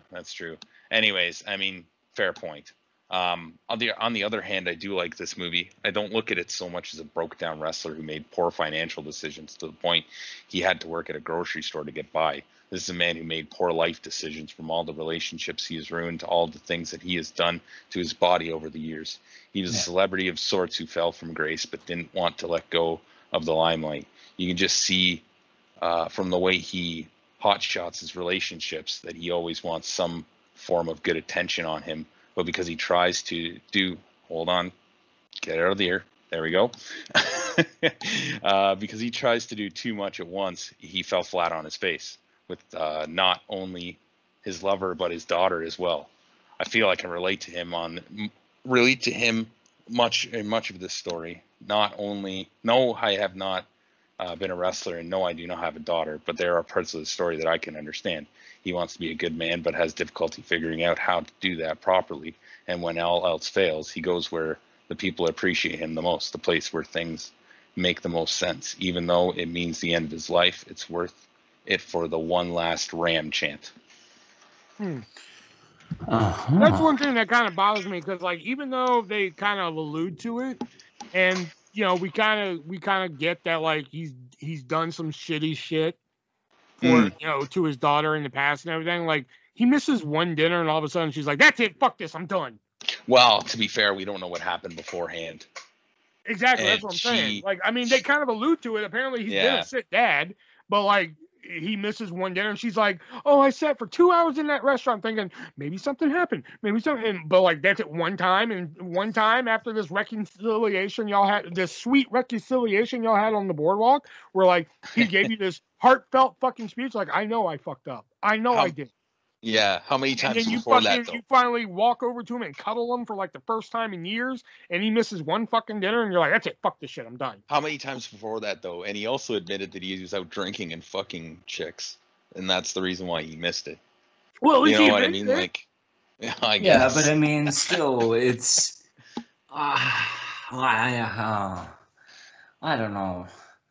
All right, that was a hard scene to watch. Yeah. Yeah. I Basically, mean, from the overall, I mean, y'all said 8.5 and 8. I mean, overall, even with the minor quirks I have in this movie, believe it or not, I say 10 out of 10. wow. I love this movie. I Mhm. love the music in it. Mhm. I mean, like even like the needle drops, like "Sweet Child of Mine" and "Bang Your Head," "Wrestler" by Bruce Springsteen. Which "Wrestler" by Bruce Springsteen, awesome song. I've even made a video with that song. Awesome fucking song. I like that it doesn't treat wrestling fans like we're fucking stupid. Yeah. It doesn't, like I've seen like sitcoms where like, where they'll put like wrestlers in a submission and they'll no shit start doing a 3 count. Yeah. And they use the terminology correctly, spots and fucking heel, and they use all the correct terminology. They don't fucking try and bullshit around, Yeah. They tell you that it's a show. They don't ever try and blur that. I will admit, Ready to Rumble really blurs that line. It's like, oh, it's a show. Oh, no, wait, it's real. Oh, no, wait, it's a show. It's real. Like, fuck. Yeah. Pick one. It's really stupid. Yeah. Yeah. Whereas this one tells you, hey, it's a show. This is a guy playing a part of a wrestler, and shit like that. So, I mean, I went and saw this in theaters when it came out, and it was just a phenomenal movie. Unfortunately, there was people in there who didn't take the movie as seriously as I did. Oh god, yeah, there was people making jokes about it in the lobby and shit. Yeah. And it pissed me off. Yeah. But yeah, I mean, 10 out of 10. Even though like the daughter like getting pissed off after like missing one dinner. Even though there's probably some more backstory to that, but loved it. Yeah. Can't get enough of it. Like Yeah. like I said, when I was writing it down for this, I was just like, wow, this movie comes across as a lot more depressing. Writing it down. It's one thing when you're watching it, it's just like, oh, this is really sad. But when you're writing it down, it's like, Jesus. I fucking love depressing movies like this too. I don't know. I'm a sucker for sore punishment, I guess. Wow. Huh. Oh. But yeah, there we go. The Wrestler, 10 out of 10. Right on. Yeah. So how many pages did I have? I forgot to count. One. I had 7, but a lot of what I said didn't make it, or a lot of what I wrote didn't make it. 5, 6, 7. I had 7 pages too. Yeah. I mean, do you want to add anything? You can go back and I already closed it. It was all just little shit that like I'd write something down as it's happening, and then when you go through and you're finished, I'd read something and be like, I don't know what that means. So, okay. Yeah, nothing big. Anything you want to add, Nick? Oh, no, I'm good. Okay. A lot of my notes just say titties, so, Nice to know you had priorities. Yeah. I mean, All right, so that was our review of The Wrestler. So before we get into our wrestling fact of the week and our sports service of the week, got to give a shout out to one of our sponsors, and one of our sponsors being repsports.com. Sorry, JR couldn't be here this week to pimp out.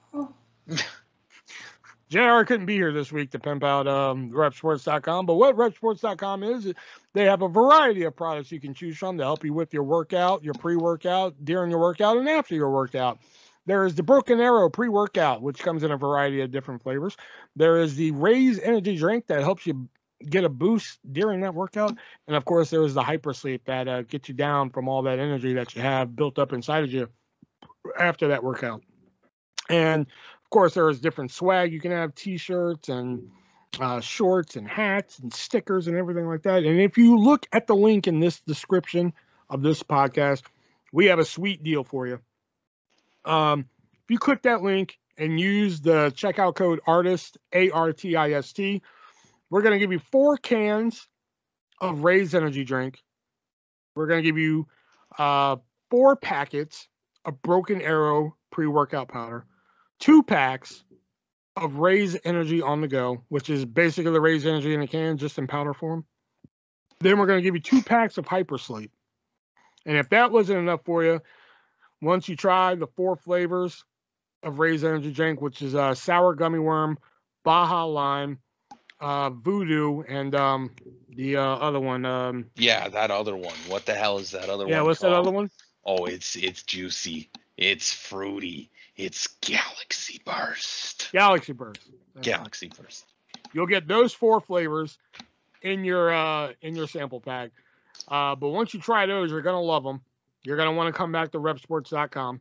They're gonna give you a free $10 gift card with your pack as well. So then you can use the $10 gift card plus use checkout code artist, save 15% as well, and then you can start getting Raise Energy drink delivered to your house. You can't beat that deal. Plus, you can start getting your Raise Energy T-shirts, your stickers. You can start sticking them on your ass. You can do whatever you want. So all of this and more, repsports.com. Use checkout code artist, save 15%. All right. Just if you're gonna stick them on your ass, make sure you shave your butt hairs first. Yeah, there you go. True. We know from experience. Yeah. So we're gonna head into our wrestling fact of the week, which usually Nick gives us some little fact or story that we may or may not know. We go into it blind. We never know what he has to find. So Nick, hit us with your wrestling fact of the week. All right. So everyone's favorite beast incarnate, Brock Lesnar, also happens to be a Guinness World Record holder.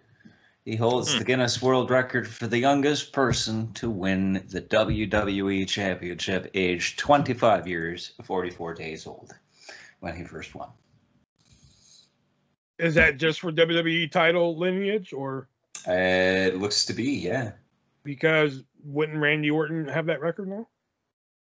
This is just his WWE Championship lineage. It's not considering the World Heavyweight Championship and all that shit.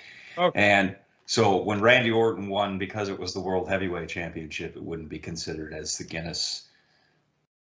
Yeah. Okay, gotcha. All right. So that was a fun little fact there.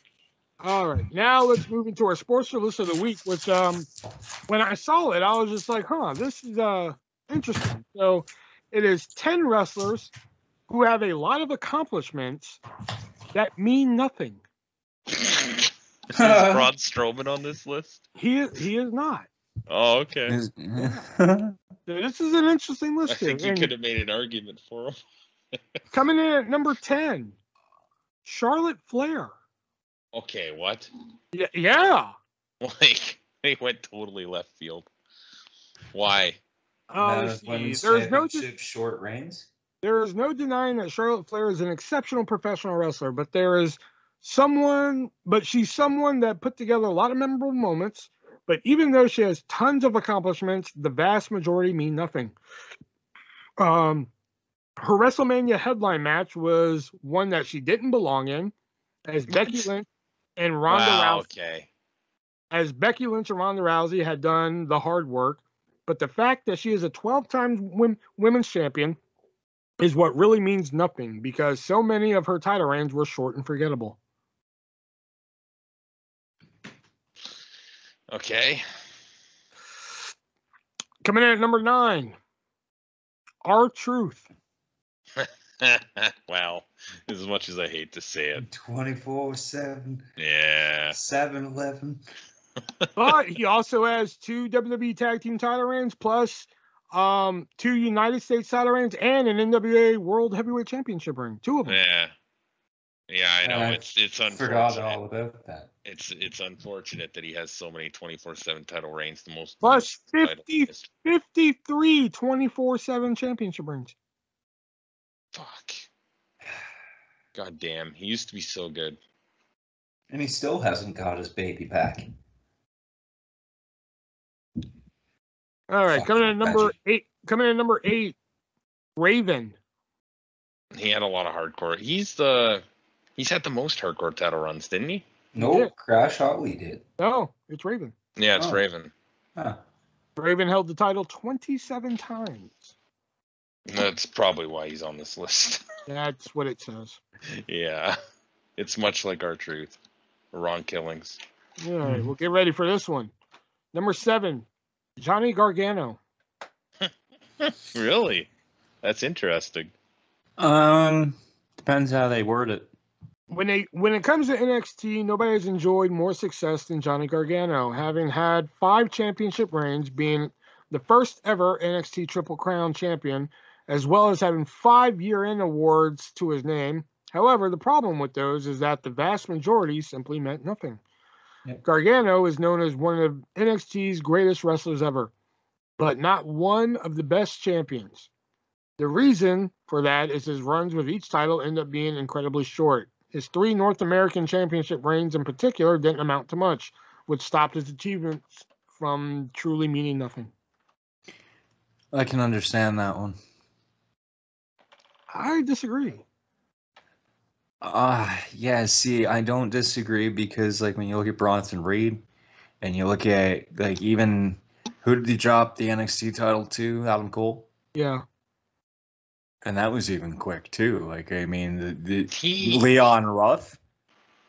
There's more of a story in Adam Cole. Leon Ruff. There's more of a story in Johnny Gargano chasing the title than there is him holding it. I honestly believe that. He shouldn't have long title reigns. Coming in at number 6, Kane. Yeah. He didn't Really? need the title either. Sadly. Yeah.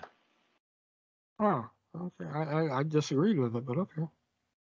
He's a monster. He shouldn't care about championships. Okay. Coming in at number 5, and before I say this name, he held other titles other than the hardcore title. Crash Holly. Not many. Former light heavyweight champion, former tag team champion. European, too, I think. Yeah, European, too. He was European? I think so, for like a day. Yeah. Yeah, I get it. I guess Crash Holly wasn't meant to be taken seriously, and then they wanted us to take him seriously, and then it's like, well, it was too late. Yeah. Well, he defeated Regal for the European title. Like, at that point, we could barely take And Bob lost the Holly title seriously. 2 days later. Oh, Lord. Coming in at number 4, Alberto Del Rio. Alberto. I miss Alberto Del Rio sometimes. I only miss him because of Ricardo Rodriguez. I liked Alberto when he was in WWE. I mean, the stuff he did afterwards. Not. I always forget about Del Rio until I see a domestic violence handbook. Yeah, that's the problem. That's the problem. See what I did there? Because he had aged for like. Well, I'm trying to get Nick, but he's just over there being Ricardo. He's distracted. Pay no attention to him. He had 6 title reigns during his WWE career, but the vast majority were forgettable, especially his time with the United States Championship. Oh, yeah. Wasn't that when he backed out of his contract? It was around then. Yeah. Number 3, Goldberg. They didn't specify WWE, or it's just saying in general. It didn't specify WWE, but all the guys are WWE. Yeah. Yeah. Goldberg should have had some storylines or matches that really popped, but when it comes to him, all the fans tend to remember his lengthy, undefeated streak and the fact that all of his matches tend to be very short. There's no denying his star power, but when it comes to his accomplishments, they often don't hold up as well. Goldberg, sorry. There's too many worthy impersonation moments in this list. Damn it! It's too bad the list kind of is wacky. Coming in number 2, Jack Swagger. Oh, that's too bad. The Swagger Soaring Eagle, played by Chavo Guerrero. Hey, but not only was he he's a multi-time world champion. He also won the World Heavyweight title. He won the ECW title. Plus, he was the last Lucha Underground champion. Wow. It's too bad. Did either of you see him turning on Jericho and going with Dan Lambert on Dynamite? That would make sense. Because that's what I see happening. Any guesses as to who number one could be? Karrion Kross. I don't think it's Karrion Kross. Okay, it's not Braun Strowman. Nope. Bray Wyatt. Roman Reigns. John Cena. Randy Orton. Triple H. I don't know. I'm here to show the world. I'm here to show the world. Oh, Come on. Damn. Dolph Ziggler. Damn.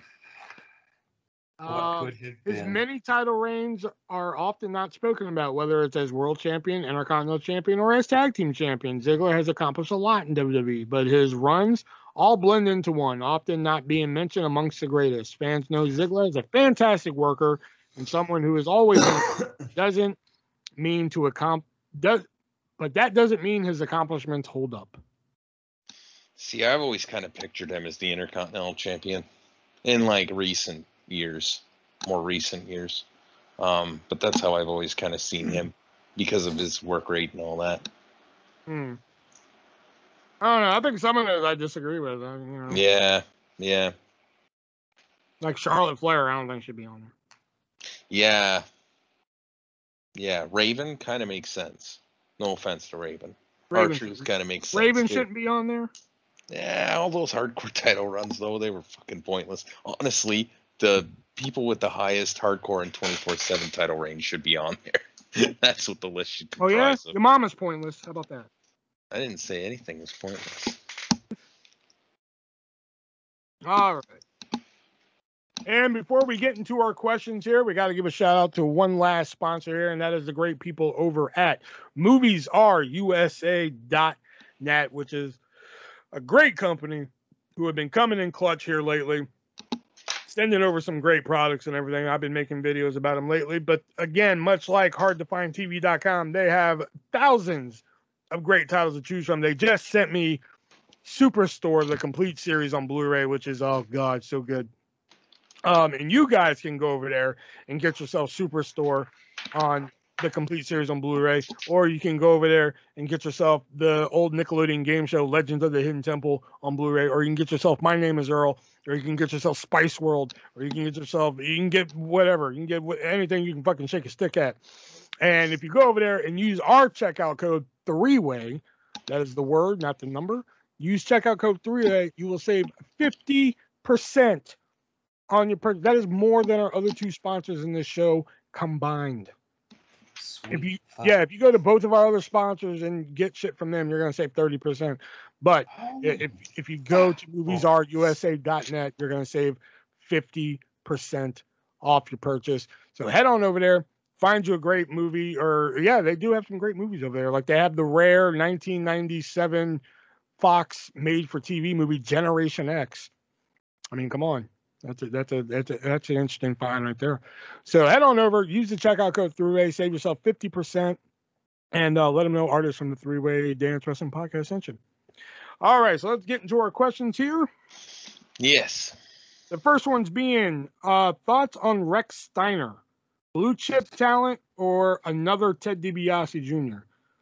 I don't really know about Rex Steiner. I don't really know about Rex Steiner, but I really like that one guy on NXT, the Braun Breaker. I like him. It pisses me off. Oh, fuck. They're going to push him and push him and push him and force him down everybody's throat, and people are going to hate him in 2 years. It's just going to be like Roman. He's not going to have this name forever, though. Yes, what was it again? Braun Breaker? Yes, he is. They'll at least shorten it down to Breaker or something. He'll just be Breaker when he goes to the main roster. Oh no. No, he'll be B squared. B squared. Yo, B2's back. B2's coming back. Yo. B2 2.0.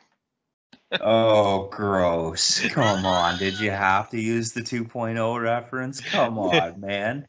It looks like Nickelodeon threw up in the studios and said, oh, time to put on some I wrestling. know. Well, that's what my fear was going to be. It's just going to look childish. That's all it is. It's Saturday Morning Slam all over again. I have a hard time taking it seriously now because it looks like it was filmed on set at like Nickelodeon Studios. Like Yeah. it just, the camera angles suck. They've made LA Knight look like a complete fucking joke. Okay. Is there any underutilized original AEW talent you would like to see jump to WWE and see become a star? No, honestly, because nobody. There's that blue chipper talent in AEW. I like Adam Cole. I like him. Underutilized original AEW talent. He's not an original AEW talent. But he is underutilized. Jimmy He Havoc. just got there. I know. Hence And they're- underutilized. Jimmy Havoc. And they put him at the fucking Elite. What do you expect? What do you mean Jimmy Havoc? He's not in AEW anymore. Oh. He's still underutilized. Joey He said Janela, original. Joey Janela. Oh, Joey God. Nutella. Which, Yeah, hey, fun fact for you people out there: if you ever want Joey Janela to sign Jelly Nutella, he's going to charge you triple. Just so you know. I would too. So that's 15 as opposed to 5. No, it's 3 as opposed to 1. No, I think the night I asked that, he was charging 20. Gross. It would have cost me 60. I thought you actually got him to do it. I even said, do what? I thought you actually got him to do it. No, because I asked him, I was like, I mean no disrespect when I asked this, but like, would you be offended at all if I asked you to sign Jelly Nutella?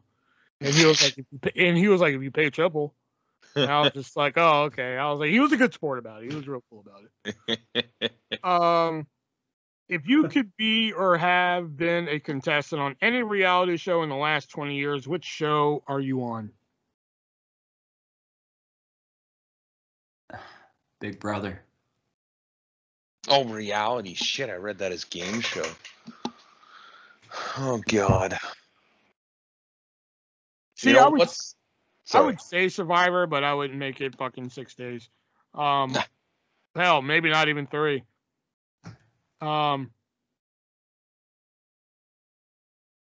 Yeah, Big Brother or Fear Factor, I think. Fear Factor's just not enough money for me. Big Brother, fuck, that would end in murder. There's this show, I don't know what it's called. I don't watch a lot of reality TV, but it's a bunch of like blacksmiths and they like forge like weapons and knives. Forged in Fire.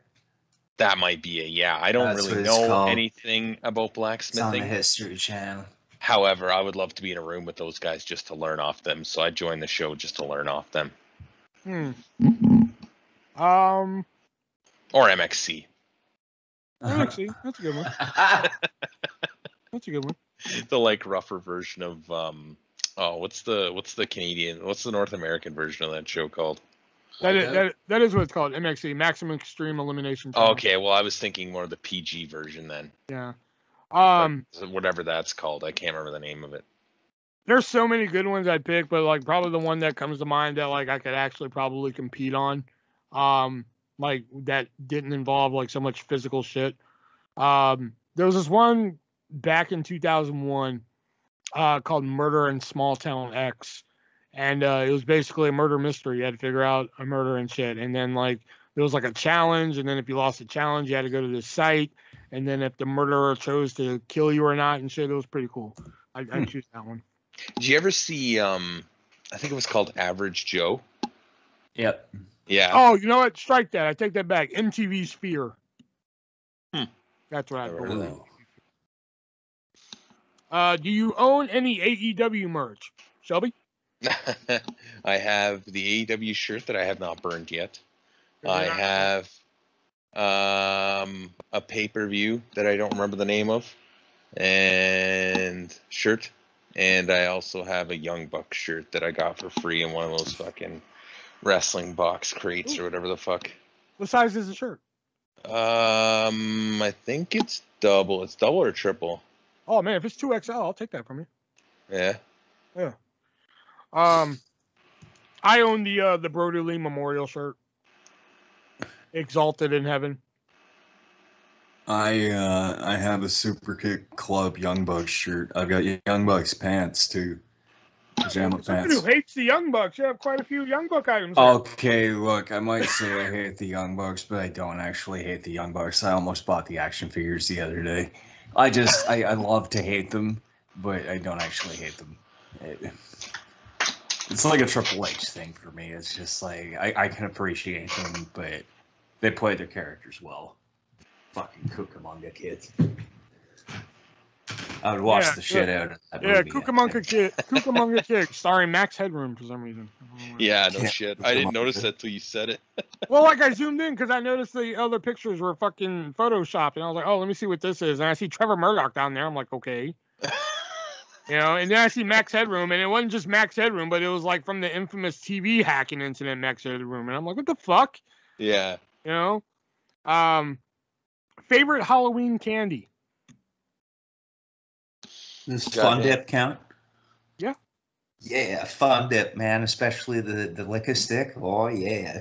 Eat all the powder first, and then eat the stick. Oh. Probably Reese's chocolate peanut butter cup things. Just used to get them in the 1-pack thing. Really like those. Favorite Halloween candy? I don't know. I used to really like getting Snickers during Halloween. Yeah, I was a good Snickers. Jason wants to know, what do we think Batista's best match is?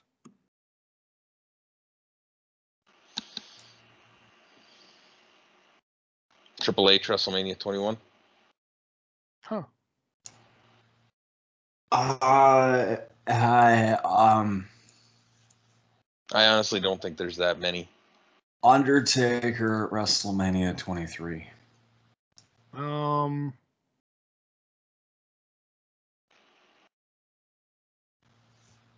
Didn't he have like a six? No, that was fucking Randy Orton. He had like a. What was the match he got duct taped to the fucking ring post and lost? What? Was that Jericho? Was it like a count out victory? No, it was like an extreme. It was a last man standing match, and the way he won, I think it was Cena, I want to say. And the way he lost is that his legs got around the ring post, and then Cena duct taped his fucking legs, so then he couldn't stand up, and he lost. Wow. Whatever that fucking match was. I like that. Diana wants to know, what are our favorite wrestling match? What's our favorite wrestling match this year so far?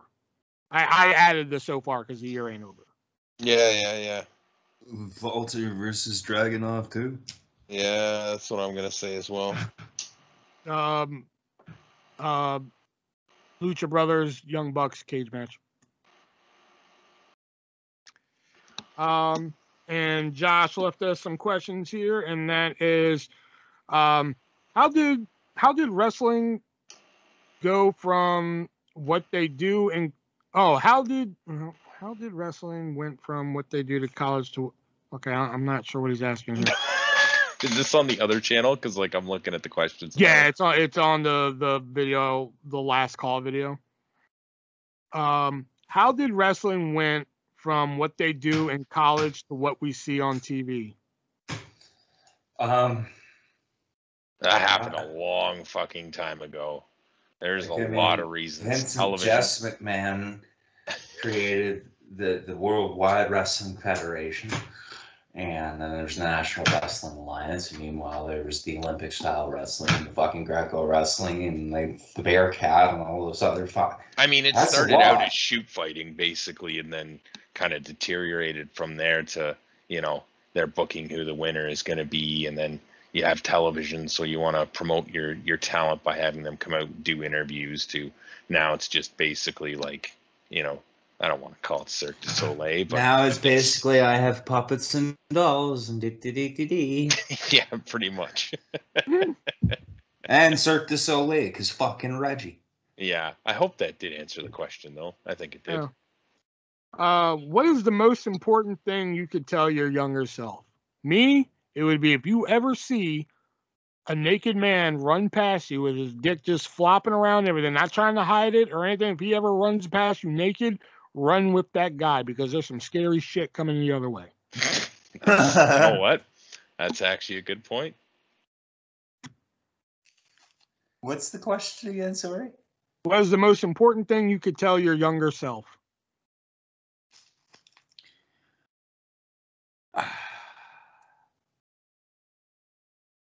Oh, fuck. Well, Save money and care less what other people think.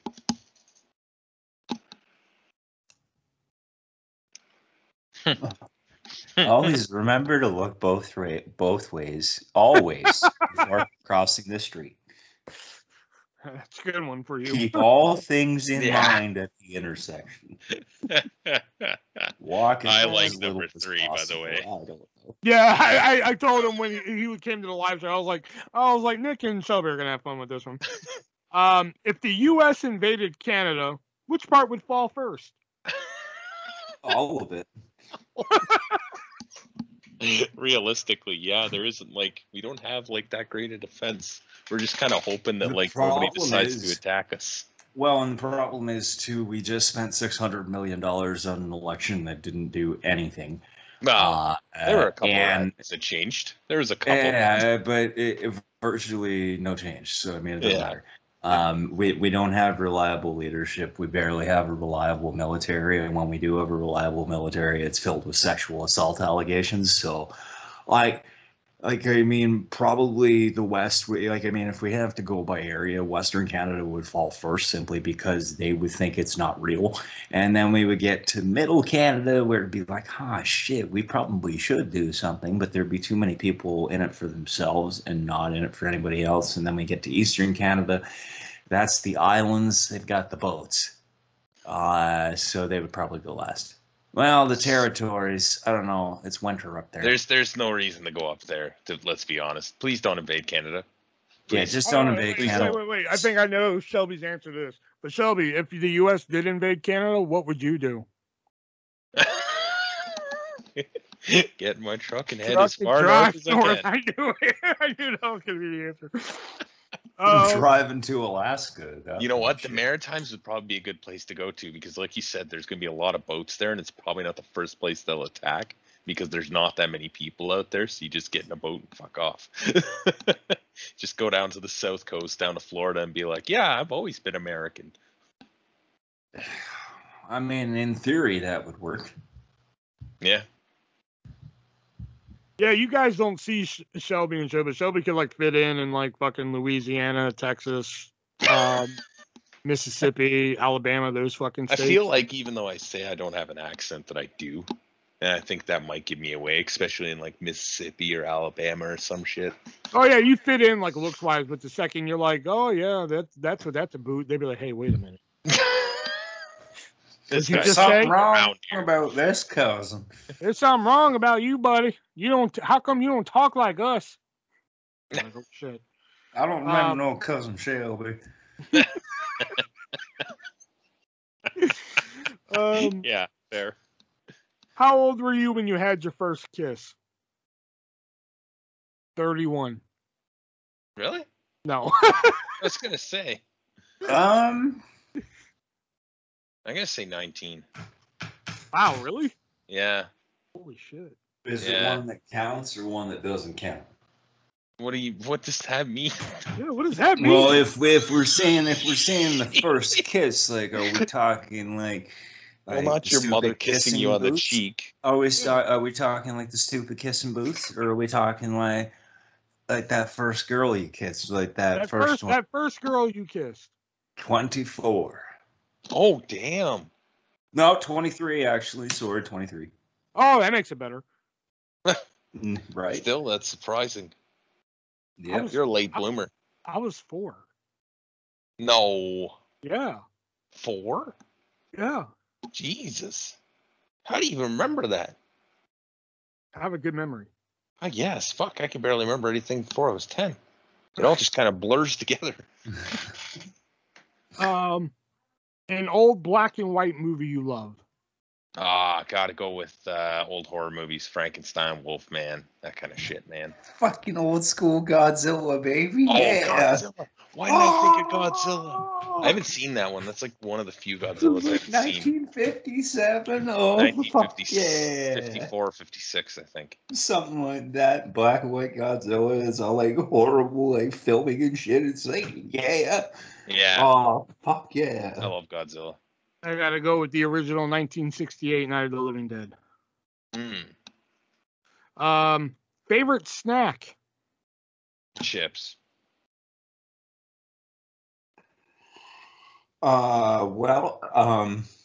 Chips.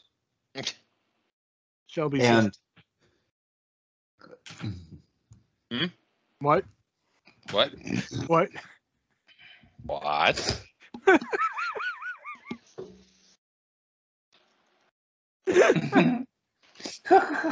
they just You said that at the same time that he did, so that took me a minute to realize what you said. Hey, she's a snack. Sure. But no, really, I don't know, favorite snack, man. I'm a snack guy, man. So like Twinkies. Twinkies. I don't know. I was just trying to guess something. I don't know. Joe Louie. I always want to try one. I don't know, man. I'm a sucker for donuts, man. Donuts are dope. Yeah. I crushed like a whole pack this week. Actually, I crushed a dozen donuts this weekend. See, so check this. So, okay, what did Harrison Ford say when a fly flew on his old-fashioned donut? I don't know. Get off my plane.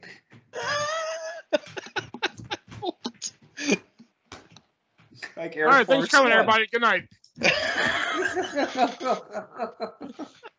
I've had it with your bullshit. There's still more questions, though. No, I don't care. After that bullshit, no, we're done here. That's worse than some of the fucking shit he posts on his feed sometimes.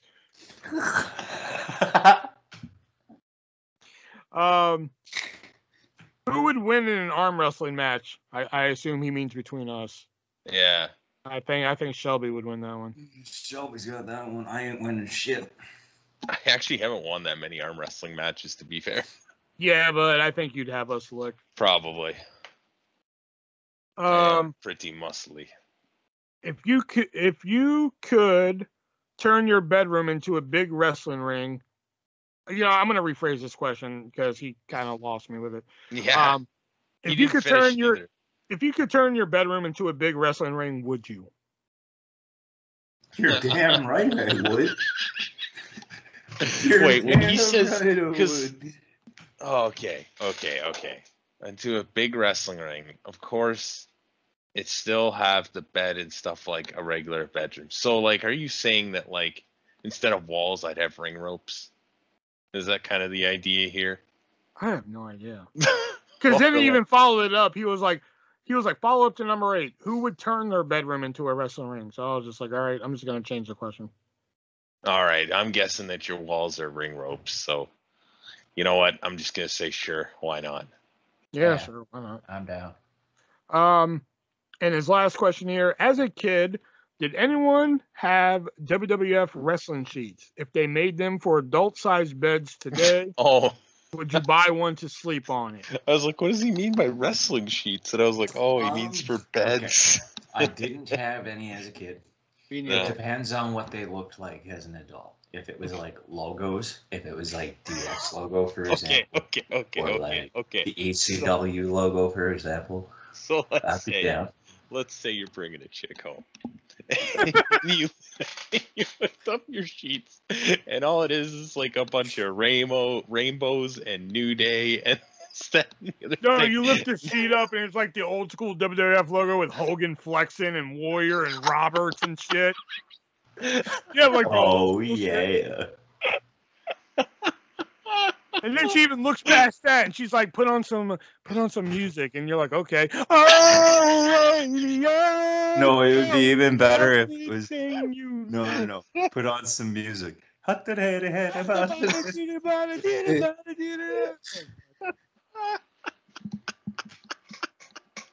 See, Such an amazing idea. the thing is that if it might actually work out in my favor if I actually had wrestling sheets.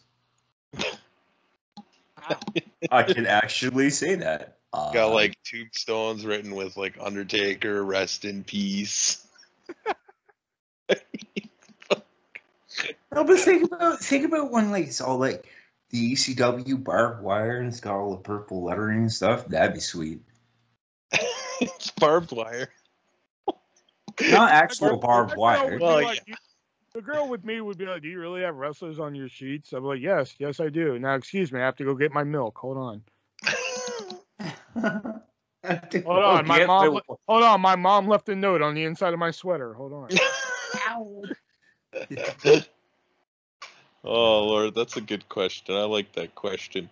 Here's the body, yeah, man, here's the body. Oh God. If we would get copywritten, I would make that our fucking like theme music. Oh fuck. Oh, that's man, that's good fuck music right there. Oh yeah, it's good Yeah. fuck. I know, right? All right, so that was the last question this week. So that leads us into our vintage pick of the week, which is usually, a show, a promo, fucking whatever we can find that we think that you should go out and check out, which I think I already have a feeling. I know what Shelby's is. So Shelby, what's your vintage pick of the week? You know what mine is? I think I know. Oh, okay. Well, I actually had a really hard time picking this week because I saw a lot of great matches, a lot of great Ernie Ladd matches, a lot of great Jerry Lawler matches. But my pick of the week is actually, have you guys seen Grammar Slam with CM Punk? Oh, wow. Oh, okay. No. I thought you were going to pick that fucking pole battle royal you were telling us about. Oh, no. I thought about that too, but I was like, it was fucking incredible though. But Nick, you haven't seen... Fucking stupid. I haven't seen Grammar Slam no. with CM Punk. Oh, it's fucking yeah, hilarious. I've seen it. He's a grammar Nazi, always has been, right? Well, he did these videos, oh man, probably like 10 years ago now. No, it wouldn't have been 10 years ago. Yeah, it probably would have been 10 years ago, actually. He was still working with WWE at the time, where he just like corrects people's grammar on Twitter and not Instagram, Twitter and like emails and stuff that he gets. And they're just fucking hilarious because he's such a good like actor and he's such a good promo. He just like fucking tears everybody a new one. And if you're gonna check one out, your first one you should check out is There, and There. That's probably my favorite one. Yeah, see it now. I can just imagine. Yeah, it's good. Yeah. Who's next? My vintage pick is fucking Randy the Ram himself, Mickey Rourke, knocking Chris Jericho the fuck out at WrestleMania 25. Oh, fuck yeah. Just crack. He actually knocked him out, too. Mm-hmm. Jericho was I should have mentioned that.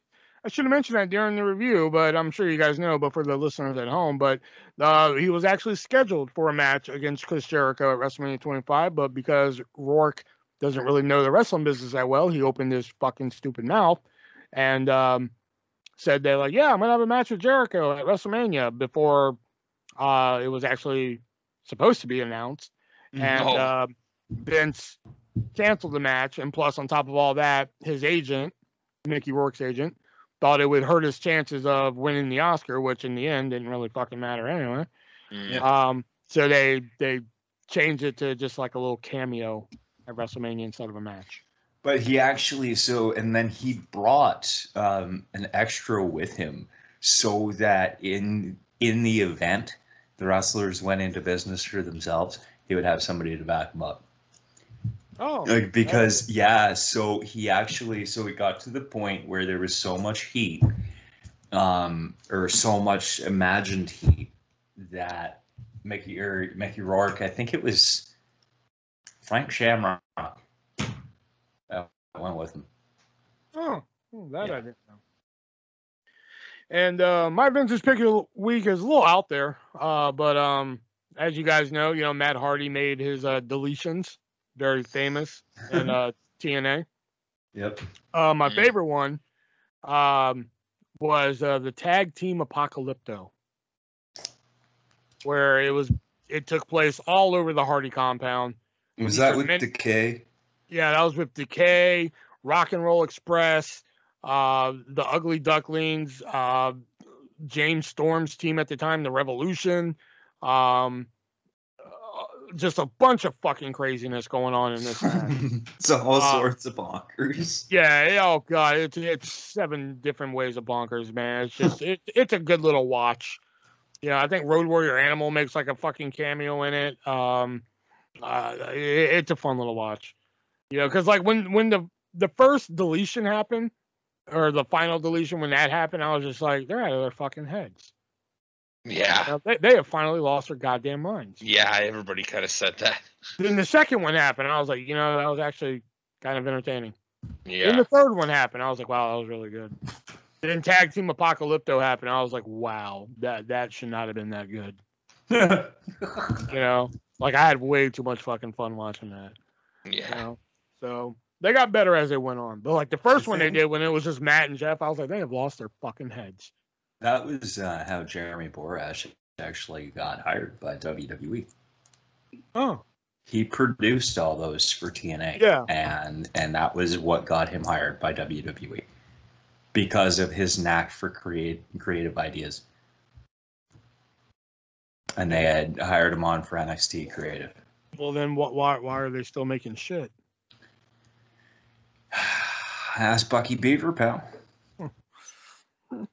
Well, we're not a wrestling show. Yeah, that's exactly it, right? We're an entertainment show. With your fucking Bucky Beaver fucking teeth. Okay. Get your fucking teeth fixed.